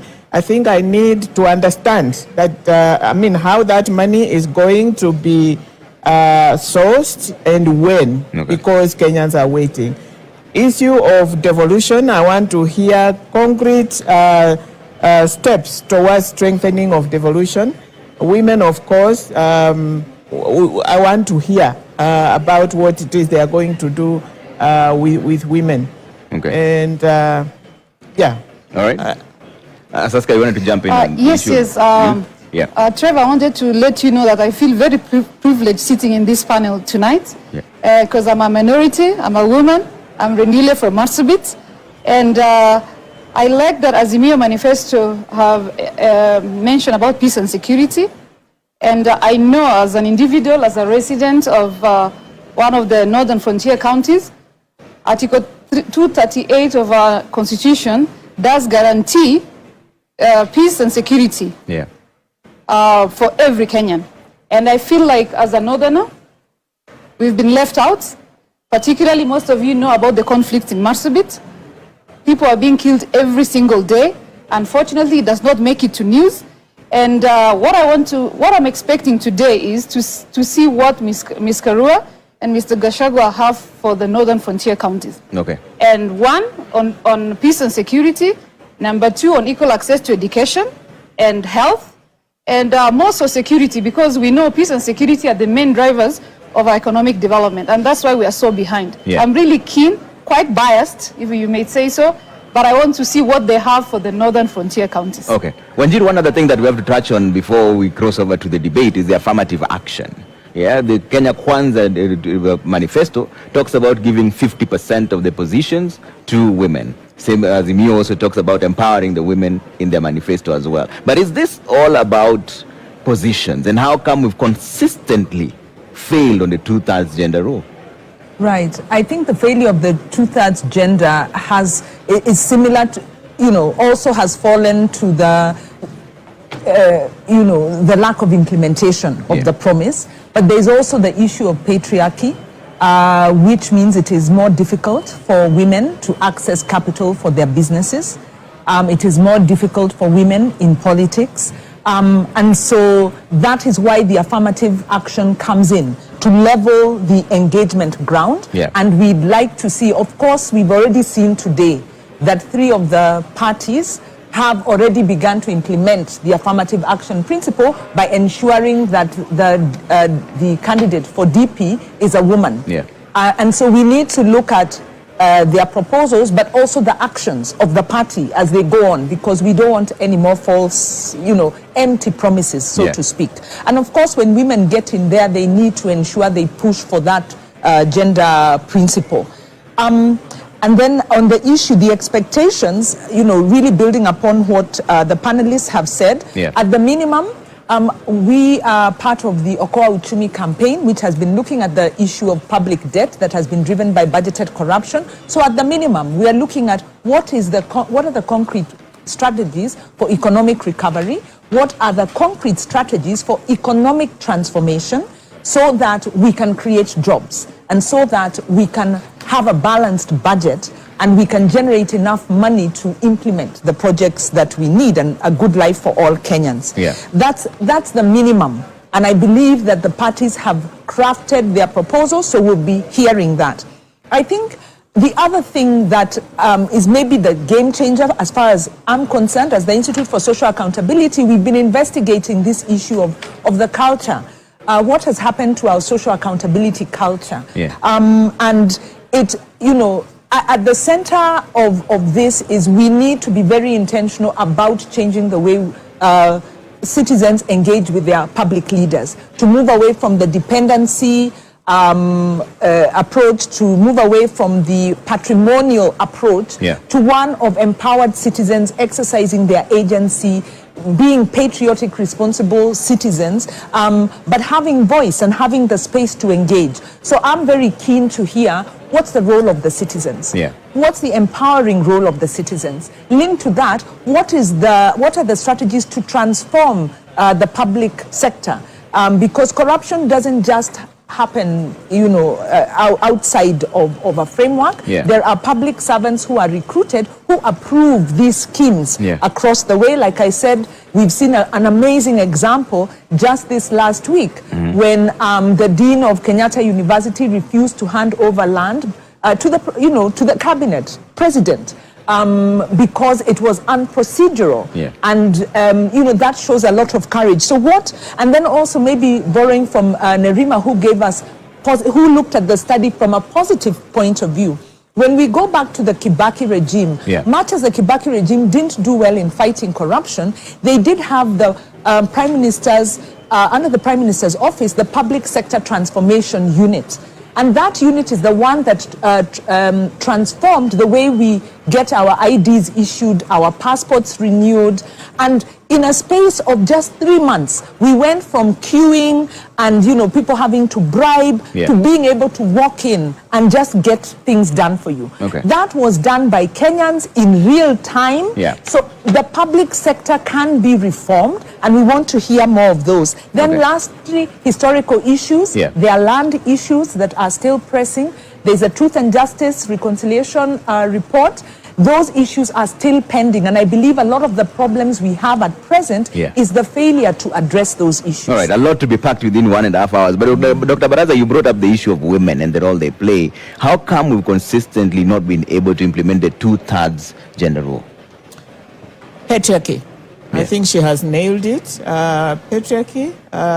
Parliament has on several occasions failed to pass the bill on the legislative framework for realization of the not more than 2/3 gender rule.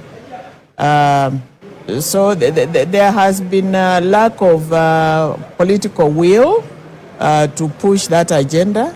But basically, it's patriarchy. Does the solution lie in appointments? Because the Kenya Kwanza manifesto says they'll give 50% of all appointive positions to women. Is that a solution? I think it would be, but it would be better if it is within a framework. Because it can be done today and the following time it is not there. That's why we need a legislative framework for it. But that would be a good beginning if they give women those numbers. But still, we'll need the legal framework to sustain it. Professor Menya, what are your thoughts? Is it just patriarchy? Is that where the problem lies? Is that why we've been unable to get to 2/3 gender rule? I think again it is it's a leadership issue still. And I agree 100% with Dr. Baraza on this one, that the leadership that we have been given, look at this thing as tokenism. I think it is quite possible to implement this within the existing frameworks we have if parties actually put mechanisms within the party themselves. I mean, one obvious example would be to use party lists. And within the party list, you ensure that, the different genders are represented accordingly, so that if a particular gender quota is down, then of course you go for the other gender. Yes, but of course we know that they are not interested in doing this. The day they would be, it will actually reflect, is very, very easy to do. We have very many competent Kenyan women. And let me say on air, without any fear of contradiction, that in the architecture department at the University of Nairobi, where I was, we are almost reaching gender parity. 50-50 on the students. But it's because we believed there was nothing wrong with a Kenyan girl in terms of studying architecture, and we went out to schools and talked to them, and they came not on affirmative action. They came on competence. We have enough competent Kenyan women. In fact, I think the problem is the other way around. that we have so many incompetent men occupying positions and you can't figure out why. Yes, so I think it is political will. And on this one, I believe that, in fact, the political parties and government must be forced using legal frameworks to actually realize gender parity as was envisaged in the Constitution. Yeah, but Nerima, what are your thoughts on this? Because there's someone who complains and says that the critics say that even those same appointments that we're talking about tend to be very skewed, and it's more about a political reward for political loyalists rather than the people who are competent.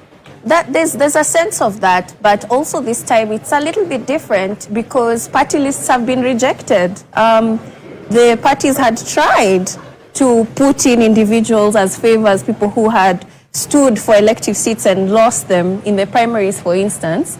And, you know, IBC was very, very clear in ORPP.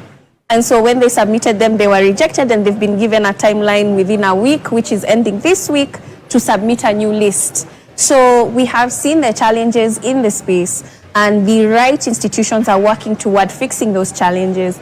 But I also feel that the public doesn't quite understand the role of women representatives. Nerima, I have to interrupt you one more time because we're crossing over to the balloting session now. This is an important session. Let's see what's going on there with Nimrod Tabu and was taking us through that. Hi, basi. Naam, asante sana Trevor. Bila shaka kama tulivyofahamu katika awamu ya kwanza, Mheshimiwa Rigathi Gachagua yuko hapa, Mheshimiwa Bi Martha Karua vile vile, wote wamefika hapa, ugombea mwenza kutoka Kenya Kwanza na vile vile Azimio. Tutafanya kama tulivyofanya desturi ya kwanza, nitawaruhusu mmoja achukue kijikaratasi na mwingine. Asante sana. Halafu tuwaonyeshe watazamaji, yule atakayekuwa wa kwanza basi atakuwa ni wa kwanza kuingia katika jukwaa na kuweza kujitambulisha na kupata fursa ya kujibu swali la kwanza. Asanteni sana na natakia kila laheri katika mdahalo wa leo. Asante mtazamaji na kurudisha kwake Trevor. Thank you so much. Point, because the balloting then means whoever picked the first number is the one who will make first opening remarks and will be the first to make closing remarks as well. So that will be Honorable Rigathi Gachagua of the Kenya Kwanza team who will make the first opening remarks and also the closing remarks. Yes, Nerima, we're coming to you before we cross over to the debate which is about to begin in the next 3 minutes. Yes, I think that one way to debunk a lot of these positions is understanding the roles of them. And for women representative, I feel a lot of people complain about that position because they don't necessarily understand the role of women representative. Because a lot of people come to me and say, how much does she get? What does she even do there? Is it even necessary? I wish we would ask the same questions about our members of parliament across the board and ask them evenly so that we have the right people representing us and understanding how important it is to have people who qualify to represent us. Yeah, but as a young person, Nerima, what inspires the youth to vote? Because there are those who claim now, just like Justina just said, that it's the people who are electing the wrong leaders. What inspires them to vote? They have to be able to recognize an individual who identifies with them and their issues. I see a lot of youth who follow people that they feel are speaking sense to them. All right, I have to take a quick break now. When we come back, it's time for debate number 2 between Honorable Rigathi Gachagua and Honorable Martha Karua. That will be moderated by Sophia Wanuna and James Smart. Stay with Deputy Presidential Debates.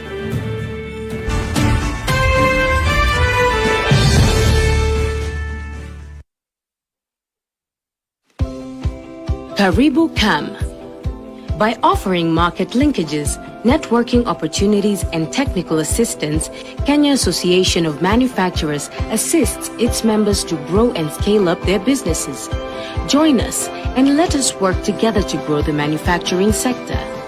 Becoming a CAM member is as easy as 1, 2, 3.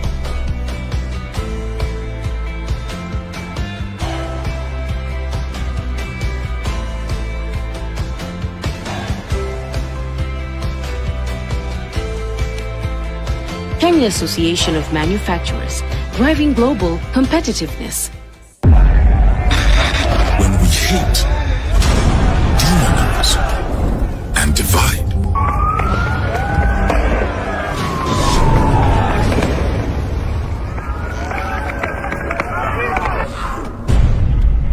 we become them and us.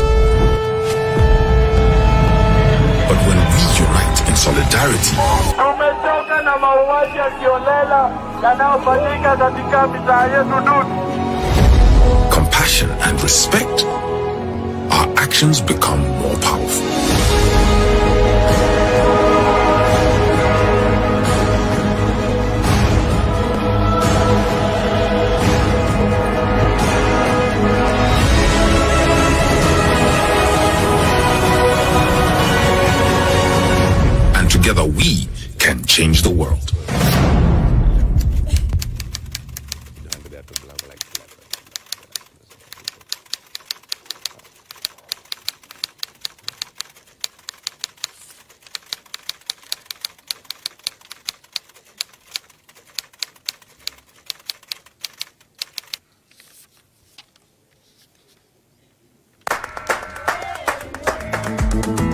think the most important quality of a leader is wisdom, so that the decisions that are being made now, he knows how, it's like a chess player who sees 10 moves ahead. Unajua wakati ambapo mlipa ushuru wake, anataka aone angalau kazi ya pesa yake ambayo anailipia. Hii pesa tunaamini kwa zinaishia kwa mifuko za watu binafsi. I think it's important that wealth is declared frequently, and if people have found ways to accumulate wealth very quickly, absolutely good for them, as long as, of course, that is done honestly and ethically. We need leaders who are well educated to understand the challenges that we face in the modern world. Kwa mfano, mtu mwenye amesomea ukandarasi wa barabara, mkiwa na kiongozi ambaye amesomea hiyo taaluma, una uhakika kwamba barabara za eneo lako zitakuwa zina usimamizi mzuri.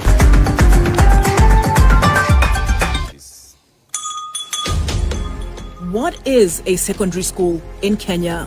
It ranges from 106 high-cost national schools educating 3% of the learners, where you find ultra-modern libraries and laboratories, the most experienced principals and teachers, and the best teacher-student ratios. To 7,019, some barely established, understaffed, lacking basic facilities, sub-county schools, educating over 60% of learners. Given that KCSE is the most consequential examination in our education system, isn't it fair that we level the ground for all learners to excel by narrowing the capacity gaps between the worst and best schools to deliver quality education? Usawa Agenda calls for a sub-county schools upgrading program and a change from the capitation model to enable small schools to grow. Without these, SDG 4 is a false promise to most Kenyan children. Check it. Let's talk about banking. Or let's talk about dreams and goals. Your dreams, your goals. If you're like Louise, you value doing biz with ease. Or maybe you're like Dan, a family man with a plan. At Diamond Trust Bank, it starts with one dream, one goal, one deposit, and one transaction. Pamoja, let's make it happen. So don't just bank with us, bank on us. Enroll at Catholic University of Eastern Africa for courses in nursing, law, business, economics, computer science, education, community health and development, actuarial science, international relations, counseling psychology, regional integration, and theology. September intake ongoing at Langata and Eldoret campuses. Email admissions@quer.edu or visit quer.edu. Quer, for innovative, marketable graduates.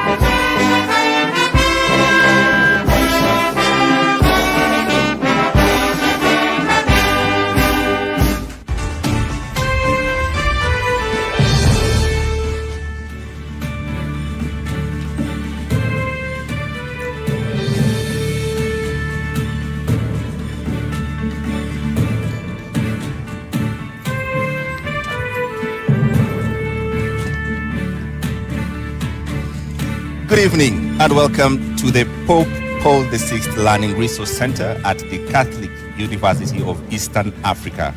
My name is James Smart of NTV. And I am Sophia Wanuna of KTN News. Welcome to the second and last of two debates between the running mates of the four presidential candidates cleared to run for president in the forthcoming election. This is the fourth of 6 national televised debates organized through a joint media presidential debates initiative, bringing together literally the entire Kenyan media fraternity. The candidates participating in the debate have agreed to the rules and guidelines requiring them to conduct themselves with utmost decorum, address each other with respect, and extend honor to viewers watching this debate live across all Kenya's broadcast media platforms. Indeed, and the candidates in the debate have also agreed to adhere to the allocated time. Each candidate has 2 minutes to make an opening statement, 2 minutes to answer a question, and 60 seconds for a rebuttal. The topics have carefully been selected after a thorough assessment of the state of our nation and the sentiments of the regular Kenyan voters in various parts of this country. In line with the debate rules and the best practices, the questions we shall ask have not been shared with any of the campaign teams, neither were they discussed or formulated in conjunction with anyone. The questions are entirely our own. And an invited audience here, seated in the auditorium, has also agreed to the debate rules. They have been fully briefed that cheers, jeers, or any other form of noise is not permitted during the debate. We have to make the exception now as we request the audience to help us warmly welcome Honorable Martha Karua and Honorable Rigathi Gachagua to the stage.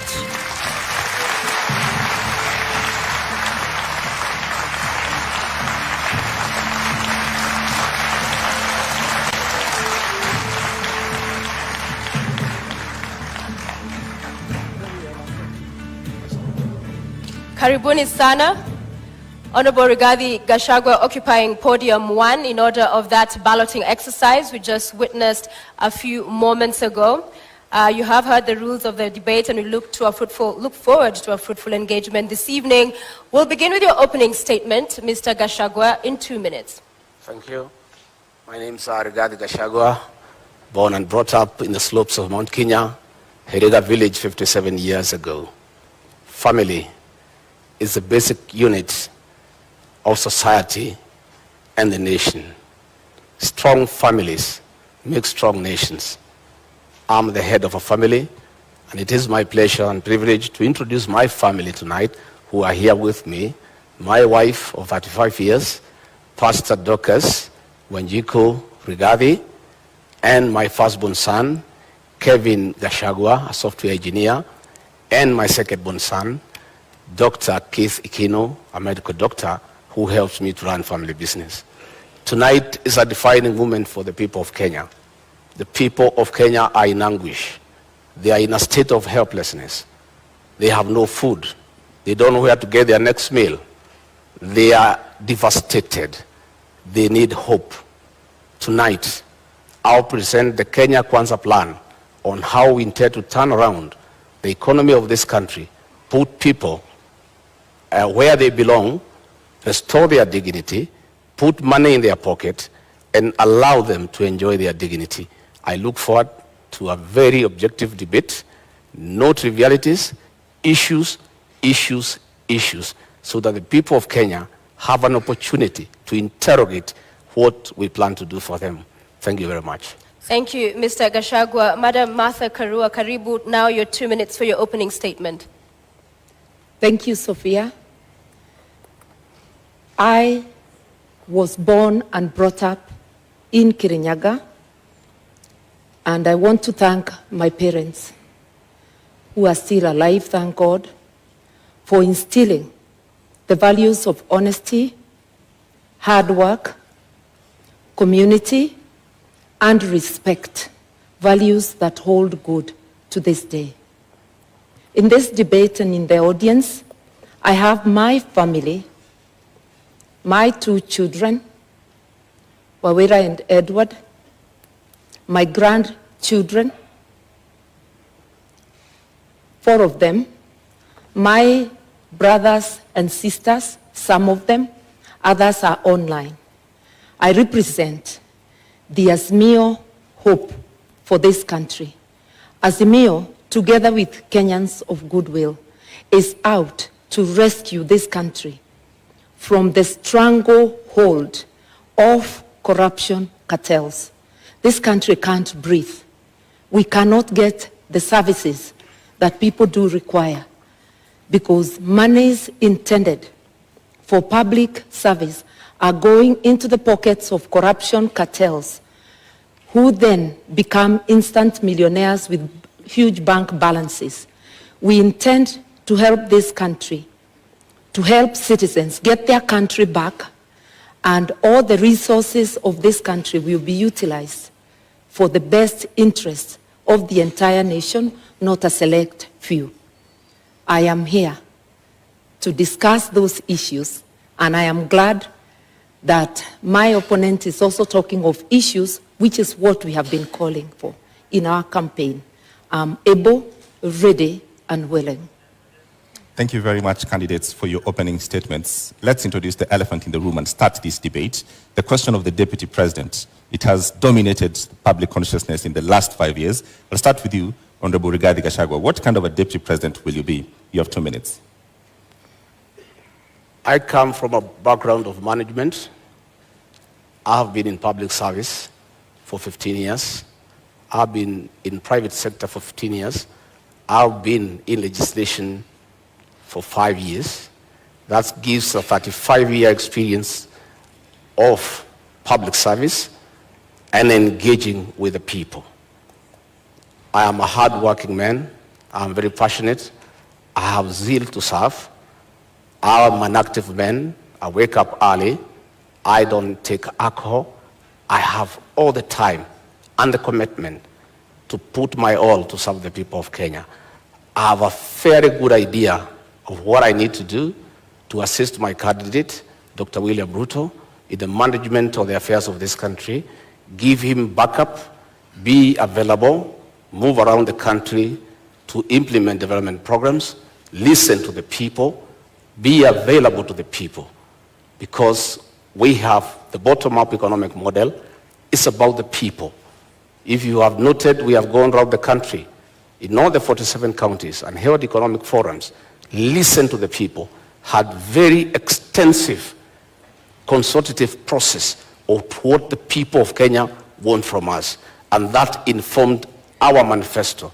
And we were not surprised that critics were saying our manifesto is too detailed and meticulous. It had to be, because it had to capture the issues, the aspirations of the Kenyan people, what they want us to do for them. And our manifesto is a clear plan that is informed by what the people of Kenya want us to do for them, to dignify them, to improve their quality of life, and to give them a chance to prevail and be men and women of substance. Thank you. Honorable Karua, the same question. What kind of a deputy president will you be? I'll be a deputy president who is respectful of the Constitution, of the people of Kenya, of my principle, and a person who will obey the rule of law and do the best to support my captain to deliver for this country. The oath of office dictates that the interests of the public are paramount in everything a government does. I will help my captain to stick to the rule of law, to ensure that what is in the Constitution is fulfilled. Our Constitution dictates that we adopt a social market economy where social justice is in the forefront. That is why Article 46, not 47, talks of socio-economic rights. You will notice that in our manifesto, we are talking about giving social support to those who cannot have any income, who do not at the moment have any income. And that's one way of fulfilling the promise of the Constitution and ensuring that Kenyans live in dignity, especially those who cannot afford the basics of life. I will therefore serve with honesty, and my track record speaks of that I have been a consistent public servant who does her work in the manner prescribed by the law, with honesty, with dedication.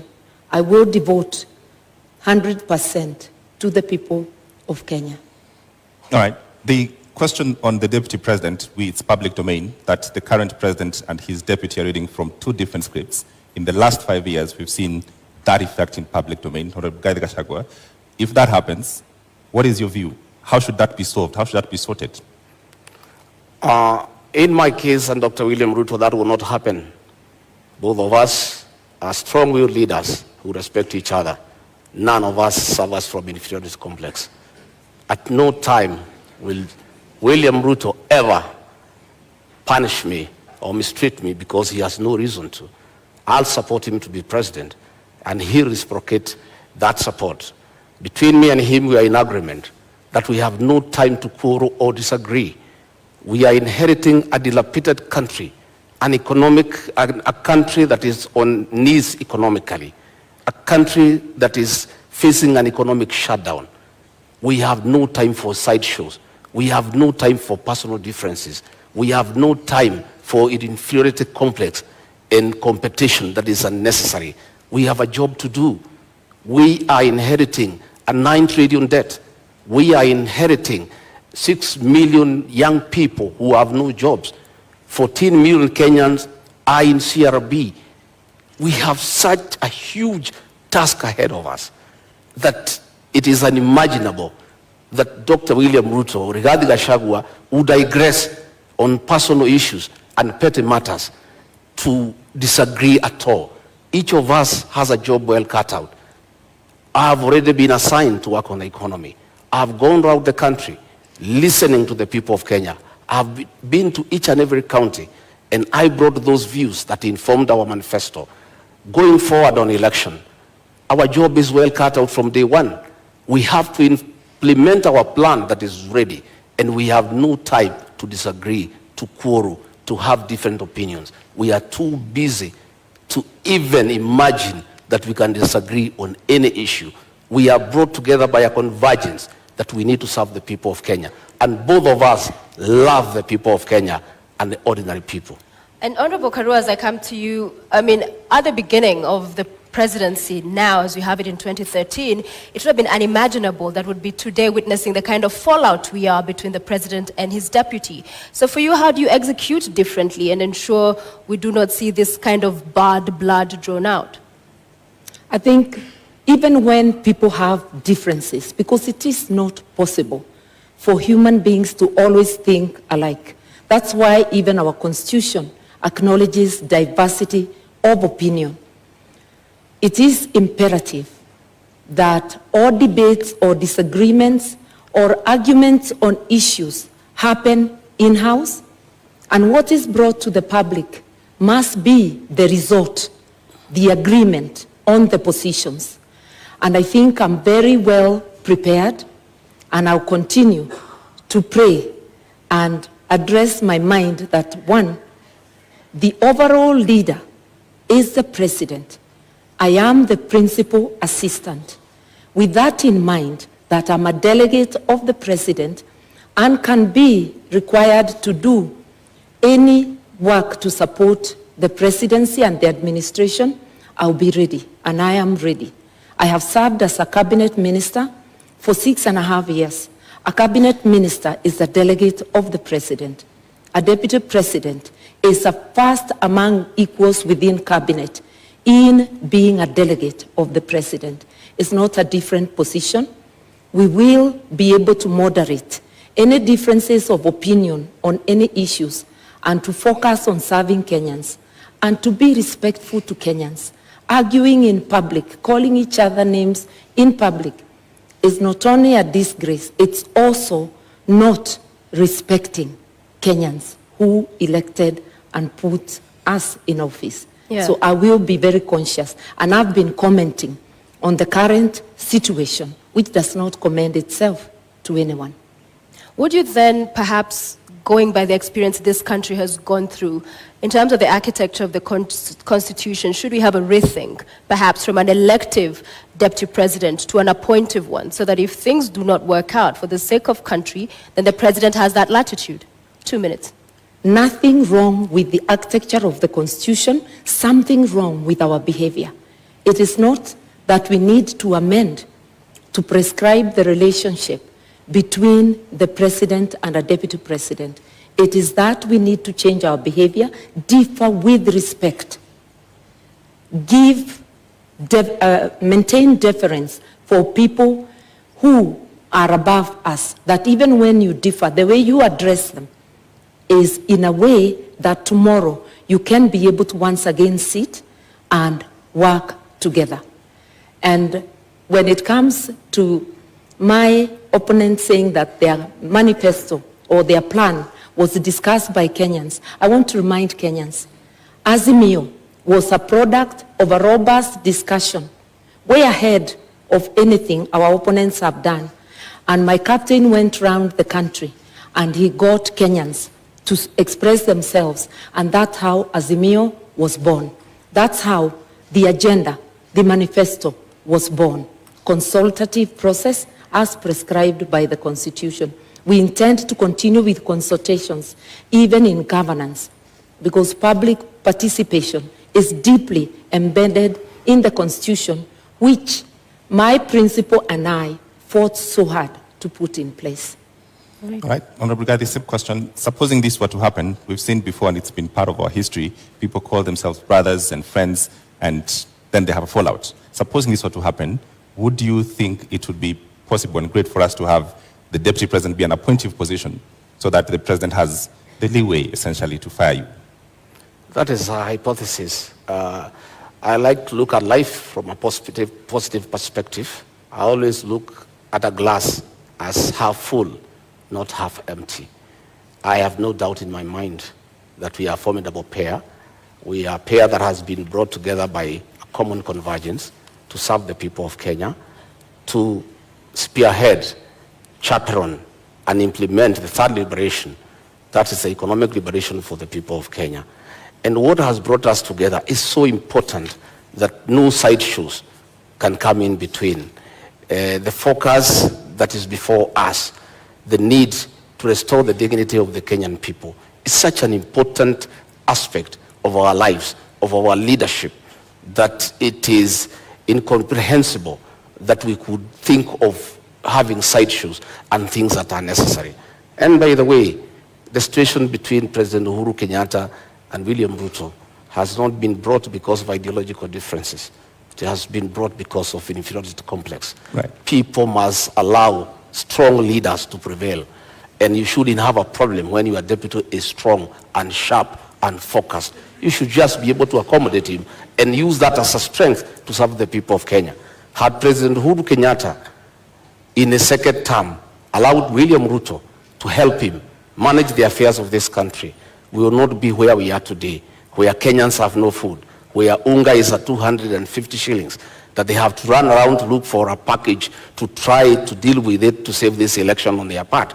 If he had allowed Dr. William Ruto to help him like in the first term, all the stored projects will be going on. He should have used the strength of William Ruto and harness it and use it to augment his leadership and to strengthen it for the benefit of the people of Kenya. However, Honorable Rigathi, just quickly to follow up on that, we have seen Martha Karua in 2009, it was, resign after they disagreed with the president as a minister. You saw the former deputy governor Nairobi, when they could not work with the governor, again resign. So isn't it on principle that those who push for, if it doesn't work out? I don't think it is honorable to be a quitter. I think you must fight from within and pursue what you intended to do. When the Nairobi deputy governor quit, he left a vacuum in Nairobi, and that allowed President Uhuru Kenyatta to bring the military into the city. You know, because if he was there, the mess in Nairobi will not be. You cannot be a quitter. You must fight on. My sister, Martha Karua, quit President Mwai Kibaki's government when Kibaki needed him, when Kibaki was in trouble, when Raila Odinga was making life impossible for him. Mwai Kibaki needed Mother Karua. And at a time when Mother Karua needed to assist Mwai Kibaki, she quit. Mwai Kibaki is and has been the gentleman of Kenyan's politics, an amiable old man, a good man, a respectable man, a man who was listening to everybody. Any leader who could not work with Mwai Kibaki, I have serious doubt that leader can work with anybody else. Just a quick reminder to the audience. In the auditorium, we did agree to a set of rules. Silence, please. No laughing, cheering, jeering. Let's just follow the conversation to allow us to have civil engagement and for understanding and hearing every of the candidates as they articulate their thoughts. Thank you very much, Mother Karua. Response? For those who do not understand principle, they can never envisage resigning. But I do think it is dishonest to continue to take public salary, to take the privilege and all that goes with office when you know you can no longer deliver, either because of differences or because of other things. I respectively withdrew myself by resignation from Mwai Kibaki's government in a respectful manner, no name calling, such that we were able to continue when we meet to sit down and talk. I don't think the same can be said of Mr. Gashagua's principle. Entertaining disagreement outside government and publicly is disruptive. No wonder the government in which Mr. Gashagua's principle serves is unable to fight corruption because it's pulling in two different directions. That is why we have a paralysis today. Honorable Martha Karua, the question on just what happens if you disagree with your principle and if your principle should have the right to essentially let you go, should we relook at that? I think the way the Constitution is, you disagree in-house, you resolve it. I do not think there is anything that cannot be resolved unless if it's something that is unconstitutional, that is being demanded of me. I will remember the oath, my oath under the Constitution, that there are things, if they are outrightly illegal, I certainly cannot be party to. But happily, my principle is a believer in the rule of law and constitutionalism. And he is also a man who views everything through the lens of social justice. That is why we have a dignity package for those who cannot afford meals on their table. That is why we have Babacare to rescue Kenyans from lack of access to medical services. If you look at our agenda, you will see that this is an agenda that talks of the socio-economic rights of Kenyans, an inclusive agenda that has every Kenyan, whether poor or rich, as demanded by our Constitution. So I cannot stand here and honestly say that we shall have the same position on all things. That never happened, not even in Mwai Kibaki's government. But in 6.5 years which I served, I never publicly berated the government that I served or the president that I served. I just said my hands were tied and I withdrew. My principle differed with Mwai Kibaki, but all he said to the public is that I was not consulted. How they went back room and resolved, we never know. We only know they came out with a unanimous decision. That is what people who have respect for the public do. People who have respect for their offices do. But holding an office while not serving is dishonesty.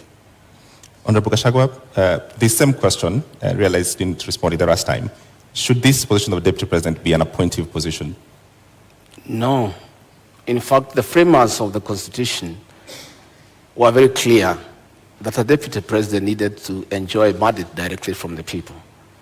Why Azimio cannot push William Ruto to resign is because William Ruto is not an appointee of President Uhuru Kenyatta. He is elected by the people of Kenya. If it was the previous constitution, William Ruto would have been sacked a long time ago and replaced with Gideon Moi. And that was the plan. The plan was to provoke him, intimidate him, humiliate him, persecute him, and his friends and his allies so that he could quit government and allow President Uhuru Kenyatta to appoint somebody from a family that they share the same issues and the same values. But because William Ruto was elected, he was able to hold on to his position. And he continued serving the people of Kenya when he was assigned duties by the president. The duty he has been allocated all the time without failure is to welcome the president and the Nyayo National Stadium. And he has done it in style because that is the duty he has been allocated. He has gone ahead to chair IBEC because that one the president cannot deny him. It is there in the PMF Act. There's nothing the president would have done. But the president chose not to allocate him duties. And the president has been crying that since he did not allocate him duties, his government has come to a halt. And nothing is going on. But he made a bed, he must lie on it. If you decide to chase your deputy away, a man who works hard, a man who knows what he's doing, and replace him with your friends, and then the country comes to a halt, you cannot go ahead crying that you have nobody to help you. He made that decision for his own reason. He wanted to push Ruto out, but Dr. Ruto stayed on because he enjoys a mandate from the people of Kenya. All right, Honorable Gachagua, Honorable Karua, I want us to move to the next topic this evening, leadership and integrity, fitness to hold office. I will begin with you, Honorable Karua, and in 2013, when you vied for presidency, you said, I do not share any values with the Prime Minister, then Raila Odinga, nor do I share his politics. Both he and the late Kibaki have been unable to root out corruption within their ranks. What has changed now that you're deputizing him? Indeed, the coalition government was unable to root out corruption in the second house so publicly many times. Raila Odinga was a presidential candidate in 2013. I too was a presidential candidate. My statement that they were unable to fight corruption did not indicate they are the ones individually perpetuating corruption. It meant there was corruption in government which they failed to act on. I believe that a combined ticket of Raila Odinga, Martha Karua will do the best to fight corruption. I resigned on principle because one of the things I felt let down on is the failure to tackle issues of graft. Raila was a prime minister, a co-principal, the president, the late President Kibaki was the first among equals as the president. Whatever dynamics, I do not know of. But it is recalled that shortly after that election, I worked with Raila. Na Kenya and I were friends of NASA, not NASA, of CORD. And we worked together until 2017 when I decided to run for governor and supported Jubilee. We have been able to work together. We have a history of working together in our 30 years of being in active politics, and I know that his policies align with mine. I did mention that we both view our actions through the lens of social justice, and that is what has drawn me to work with him. Just a quick 1 minute, I will add you on your time that when you said I do not share any values, you've addressed the issue of corruption and graft, but you do not share any values and even agree on his brand of politics. What do you say to that? Because values, this is... As of that time, I felt I did not share anything with him. And remember, we were candidates. There is no way you will praise the other candidate. But I can assure you that it is not because I thought he personally was responsible of any wrongdoing, nor did I feel that President Kibaki was personally responsible. But there were rogues within government they failed to act on. And I felt my hands were tied in the performance of my duties. And therefore, as I campaigned for myself, I actually was saying, look, you've been unable to fight corruption, just like the Jubilee administration under President Uhuru Kenyatta and Dr. William Ruto. And they are still in government together up to now. And we saw Dr. Ruto attending cabinet a week ago. They've been unable to fight corruption. You can't hold one side of government and say the good one is mine, and the bad one belongs to the other person. That's double speak. Honorable Gachagua, just Sophia, moments. I think Honorable Mother needs to come through to the people of Kenya on being consistent. Honorable Mother is on record saying that Raila Odinga and President Uhuru Kenyatta should retire together. Not a long time ago. She seems to have changed her mind that they shouldn't retire together. In fact, that President Uhuru Kenyatta should continue governing through proxy, and Raila Odinga should purport to govern as a proxy of Uhuru Kenyatta. At what time did she change her mind? Because it's on record, she went public to say that the two of them should retire together. Now, she is the running mate of Raila Odinga. She's a project of Uhuru Kenyatta. The two people she said they should retire together, she seems to have changed her mind. And it is my considered opinion, and I believe for many Kenyans, that being consistent is very important in leadership, especially the position she aspires. You need to be consistent. When you say this today, you must be able to live to it tomorrow. All right, I want to allow Martha to respond to it, but first I want to come back to you to give you another minute. A moment ago, you said that Gideon Moi was supposed to be appointed. I want you to clear that up because, with all fairness, Gideon Moi is not on this debate.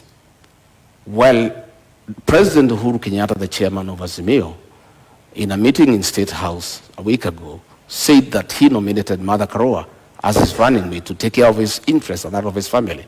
The president was on record, which means that Martha Karua is a project of the chairman of Azimio, President Uhuru Kenyatta, with Raila Odinga. It is not me who said, it's President Uhuru Kenyatta who said. And previously, I thought that Honorable Martha had been nominated as running mate by Raila Odinga. But here comes President Uhuru Kenyatta, outgoing president, chairman of Azimio, a man who has said he's going nowhere, he's going to be around. He'll be ruling from home. He'll be consorting his project from home. He'll be continuing to govern the people of Kenya. I simply do not understand. Is Martha Karua, the honorable member, is she the deputy, is she the running mate of Raila Odinga, the project, or is she the running mate of Uhuru Kenyatta, the project master? Okay. She's who's running mate? Okay, Martha Karua is in the It building. is true that both I and my captains are projects, but projects of the people of Kenya, whom my captain consulted, and by public demand, he was called upon to take leadership. At a time our country desperately needs leadership. He has offered leadership, and I was competitively selected. And like my friend who was handpicked, I faced an interviewing panel, and also through demands of Kenyans and many endorsements, I was selected. Kenyans know I'm competent, and I believe I'm competent for this job. I'm ready, able, and willing. I have consistently shown independence of mind, irrespective of whom I'm dealing with. I will handle this job independently and with commitment to Kenyans. And I know my principal also, who has been a teacher of politics to Mr. Gashagua's principal. All right, Martha Karua, just a direct question to respond to Honorable Gachagua. What is the role of President Uhuru Kenyatta in Azimio? The role of President Kenyatta, he is the chairman of the council, but my captain is the chairman, overall chairman of Azimio. Jubilee is just one out of the 26 political parties. I sit in the council as well, and President Kenyatta does not make decisions alone. Will he have a role? Will he have a role after he finishes his term? Sorry? Will President Kenyatta have a role after he finishes his term? His party will have a role. And if he continues to be, if he doesn't give his position in the council to any other member of his party, it would be a peripheral role as a member of the party. The incoming administration will be a Raila Odinga Azimio presidency. Just like the current Jubilee government, although Uhuru was a deputy president in the government of Mwai Kibaki, it was not a continuation of the Mwai Kibaki administration. It was an Uhuru Jubilee administration. Anybody who understands government would know that. Honorable Gachagua, you have a minute to respond. The truth of the matter is that the role of President Uhuru Kenyatta in Azimio is to craft his own succession, to continue governing Kenya through proxy, through Raila Odinga and Martha Karua. President Uhuru Kenyatta has already started assigning roles to Honorable Martha Karua, which means he is a leader, and in the unfortunate and unlikely event that they are elected to office, President Uhuru Kenyatta will continue governing this country outside his constitutional mandate, because there is a two-term limit that the president should retire. But the president does not intend to retire. You saw how angry he was, saying that people are asking him to go home and asking where he's going. It looks like he doesn't remember that when he sought to be president for 10 years, he knew what 10 years is all about. He cannot complain that people are asking him to go. Nobody is asking him to go. It's the Constitution. But he's trying to circumvent the Constitution to plant a proxy government, to continue governing from outside State House through Raila Odinga and Martha Karua, so that he can continue protecting state capture and conflict of interest. And Martha Karua has already been assigned that role. He was on record that she is the one he has put there deliberately to protect his interests and that of his family. All right, Martha Karua. It is important to be truthful in this debate. President Kenyatta has not publicly or privately assigned me any role. I'm sure he knows that he cannot assign any role to a minister in an administration he does not have. The person who has assigned me a role as deputy and has declared the intention to appoint me as Minister for Justice and Constitutional Affairs, apart from being Deputy President, is the Right Honorable Raila Amolo Odinga. My colleagues and his captains' beef with the President should not make them use this forum or use us as candidates to fight the President. We represent the aspirations of Kenyans. And yes, Kenya needs rescue, but rescue from corruption cartels, which my colleague may know more about.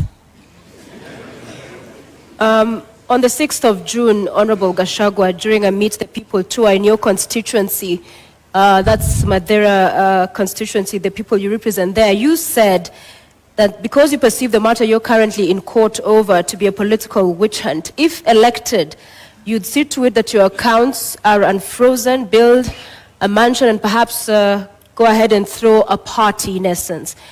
Mr. Gachagua, isn't this tantamount to subversion of the cause of justice, an admission that you made in this sentiment? To start with, I'd like to tell Honorable Mother we are not here to fight President Uhuru Kenyatta. We are holding him to account on his utterances. He has said he's going nowhere. He's on record. That's not fighting him. He has said he assigned Martha Karua the role to jail people.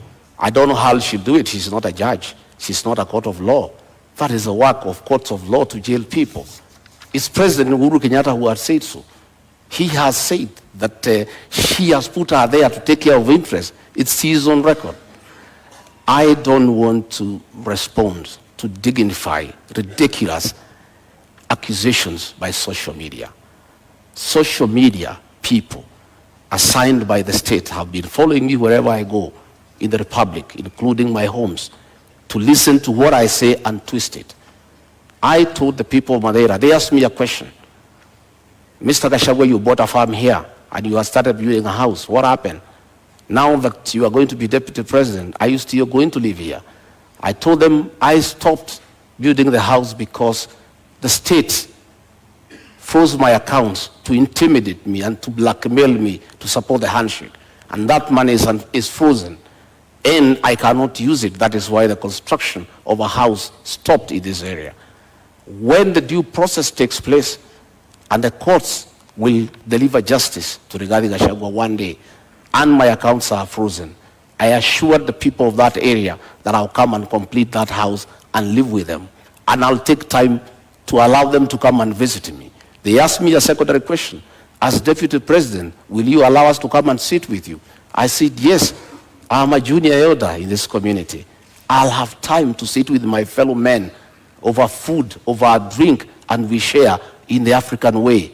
I say the women in this area will come and sit with Mama Gachagua and have kesha because my wife is a pastor and she likes doing kesha. And the women wanted to know, will they be allowed to come to the home of the deputy president to have kesha with Mrs. Gachagua? I confirmed, yes, I'll be deputy president, but I'm still the same old guy who hangs around here. A very generous person who spends all his time with the people. All right, Mr. Gachagua, you have a national audience. What is the source of the money that was frozen? Because that is the context. Pardon? What is the source of this money that was frozen? I have said many times that I'm a victim of blackmail by President Uhuru Kenyatta, whom I served as personal assistant. President Uhuru Kenyatta wanted me to abandon William Ruto and join him in fighting him, and I said no, because he didn't give me a good reason.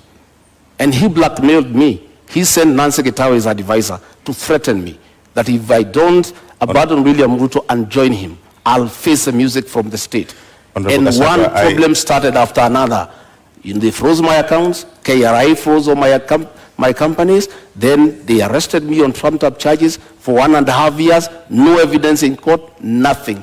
I'm a victim of blackmail and persecution by Uhuru Kenyatta using the state criminal justice system to manage politics and deal with those who don't agree with him. Honorable Gachagua, with all due respect, you've not answered my question. What is the source of the money that was... The money that I have is well documented. I am an astute businessman. This is money that I made during the reign of Mwai Kibaki when the economy was thriving. I made over 200 million and invested in an account. And that account has been running for the last 8 years, and nobody has ever asked me a question. In 2013, when I supported Uhuru Kenyatta, I still had the money. In 2017, when I supported him, I still had the money in my personal account. This is money I have accounted for. It's clean money. I am a good businessman. And in the fullness of time, I'll be vindicated. All right, Martha Karua. I was really hoping that my colleague would explain to us how an individual finds 5 billion shillings in their accounts. But I hope one day Kenyans will be able to know money that was transferred to his accounts in the last 10 years of the Jubilee administration. But that's for him to account. I believe as leaders, we have to be accountable. That is why there is declaration of wealth, so that as you enter office, people can know how much you are worth, and as you exit, or in the middle, they can monitor and see how you are progressing, whether it is from your salary, and if it's from business, it has to be a business that can be ascertained. I think we really need to come clean, because if you cannot account for your wealth, you cannot be a good steward of the money of the people of Kenya. So this is a question to both of you. You've brought up the subject of wealth declaration. Yeah. What are you worth, Honorable Karua? I think about just about 150 million, and that is because the 56 million I had declared in 2013 has appreciated because of the inflation. I haven't had any new properties, but I'm a person many may not understand. I'm not thirsty for land. I'm not thirsty for worldly goods. I'm happy to have a house I call home. I'm happy to have a house in my father's land. I do not look for property. Not everybody is hungry to amass. I'm hungry to do something to help my country to transform the lives of the people. Right. So if you're looking for Martha Karua to be a billionaire, no, I am not hungry for billions. Honorable Gachagua, My how much account are did you worth? not receive 5 billion. That is propaganda. I have 200 million. That is the money that is held. 200 million, 64 million. I worked in the Ministry of Lands and Settlement. 10 million, I worked in Kenya Power. 33 million, I worked in the Ministry of Livestock. Another 46 million, I worked in another organization called Patek. Up to 200 million, that is all the money. But when you set policemen to investigate, they don't understand accounts. When you save money in a fixed deposit, it leaves your personal account into a suspense account. A normal policeman looking at it, movement in and out 4 times a year of 200 million, he thinks you have 800 million within that year. So when he multiplies by 7 years, he says you have 12.4 billion. That is the folly of the kind of investigations we are having in this country. I don't have billions. I have 203 million into that account. And that is part of my wealth. I'm worth 800 million minus the 200 they are holding, another 600. So just a quick follow-up on that, Honorable Rigathi, because the charges you are facing are as a result of trading with county governments. What's your position on public officers doing business with government, whether at the national level or at the county level? By the time I've done all my businesses, I was not a public servant. I was a private individual. I have no conflict of interest. I was a businessman. I applied for tenders and competed, open tenders and won, and did construction business and did supplies, and nobody is complaining. Today, those charges against me, no evidence in court, nobody is willing to record a statement. Clean business. And I never traded with institutions because I was not part of any government. But this That is when your business brother... I did in 2011. I did in 2012. You know? When they say that my brother was governor, my brother became governor in 2013. I did business in 2008, in 2009, in 2011. And that money is there. And it's all documented where it has come from. But nobody is bothered because they just wanted to punish me. But they wanted to blackmail me into supporting the handshake. And I'm a man of principle. And Uhuru Kenyatta knows that. I respect my conscience. I will never be intimidated. And I can tell you, many governors today supporting Azimio is because they were blackmailed like me and they gave in. Honorable Gachagua, just clarity. In 2009, 2010, there was no county governments. Which government did you do? Sorry? There was no county governments in 2009. I'm saying I made money in 2010, in 2009. There was no county government. I didn't make money with the county government. I never did business with the county government. I said I worked with the Ministry of Lands. I worked with the Ministry of Livestock Development. So you cannot say that there was conflict in Nyeri because I did this business long before county governments came into place. But Honorable Gachagua, the matter in court is about doing business with county governments. I'm saying the matter in court is a matter that is on fabricated charges. And that matter will be coming in the fullness of time. What I'm talking about is the money that is held and where it came from. As to the allegations as a matter before court, there is nothing. It's absolute lies. There is nothing. And in the fullness of time, and that is why, even after sending 200 policemen to arrest me in Nyeri and drag me naked in front of my wife, in front of my workers, drive me to Nairobi, lock me for 4 days, 1.5 years later, not a shred of evidence, nothing. That is why the case has not taken off. They have slated it for September later this year. But still, nothing has been presented to us. Our lawyers have been asking, give us evidence against Rigathi Gachagua. It's not forthcoming. It does not exist. It's a fabrication. It's blackmail. It was a way of trying to force me to abandon William Ruto. Okay. But I was not intimidated. I remain on board.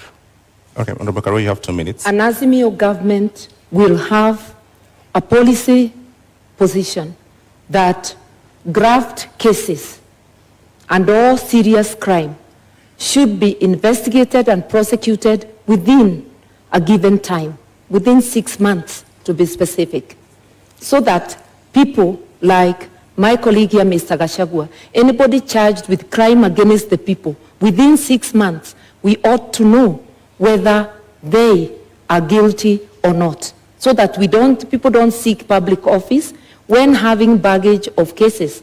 And if I may remind Mr. Gachagua, the cases, because I've been following the newspaper reports, relate to Kwale County, Bungoma County, and Nyeri County. And the period when the offenses are said to have been committed is between 2013 and 2020. So it is important, even from a personal position, that a person gets cleared and that you do not instruct advocates to delay the cases, because what we are having in our courts is really a circus, where one is charged, you are holding public office, you continue holding public office, elections come, and now we have seen new language in the courts that to allow them to campaign, the case is further delayed. Kenyans need to know, and even the person accused needs to know, so that they do not give excuses. We have repeatedly said with my captain that whether it's my daughter, my blood relative, or a member of the opposing camp, the law must apply equally to all. And everybody must have a swift chance to clear their name in court or for the court to declare them guilty. We are here to help Kenya organize itself in that manner by engaging with the players in the justice system and having a policy position. All right, Honorable Gachagua, you have a minute to respond. For clarity, have you done business with county governments? Allegations remain just allegations. Honorable Mother knows, and I'll never take her on allegations. A British newspaper accused her of receiving a bribe from BET, but I cannot come here and accuse her that she's corrupt because of that allegation. Because an allegation is an allegation. The people of Kirinyaga have been complaining that she used her office as justice minister to take land in South Gariama and give it to her relatives. But that is just an allegation. The issue here, Sophia, we would like the issue here, Sophia, is that we need to allow. Would like to remind the members of our audience to please do not cheer or jeer and allow our candidates to present their issues. Please go ahead. The issue here is that we need to allow independent institutions to fight corruption. President Uhuru Kenyatta has cried inability to fight corruption because he was lenient. He was lenient because the people involved in mega corruption are close to him, both in family and friends. That is why he was lenient. But had he allowed independent institutions to fight corruption, the issue of leniency would not arise. Had he allowed independent institutions to fight corruption without getting involved, Rigathi Gachagua would not be in court, because independent institutions will never take people to court without evidence. What the Honorable Karua is saying, that we need a law to hasten cases, is not the solution. The solution is to take cases to court when you have evidence. Matakara, you have a minute to rebut. I just want to let Mr. Gachagua know that I do not have an iota of public land anywhere, in Kirinyaga or anywhere. I do not own land in South Gariama. I am glad he knows they are just allegations. And I challenged the current administration that is there, and I'm not in power in Kirinyaga, that if there is truth to that allegation, then they must swiftly take me to court and recover. So once you challenge those making the allegation and they don't do anything about it, then the matter is closed. The only land I own in Kenya is the house I live in Nairobi, and the house up country, which is on my father's land, and he has included my name in the title. I said I'm not land hungry, and I'm not hungry for material wealth. Those who are hungry may never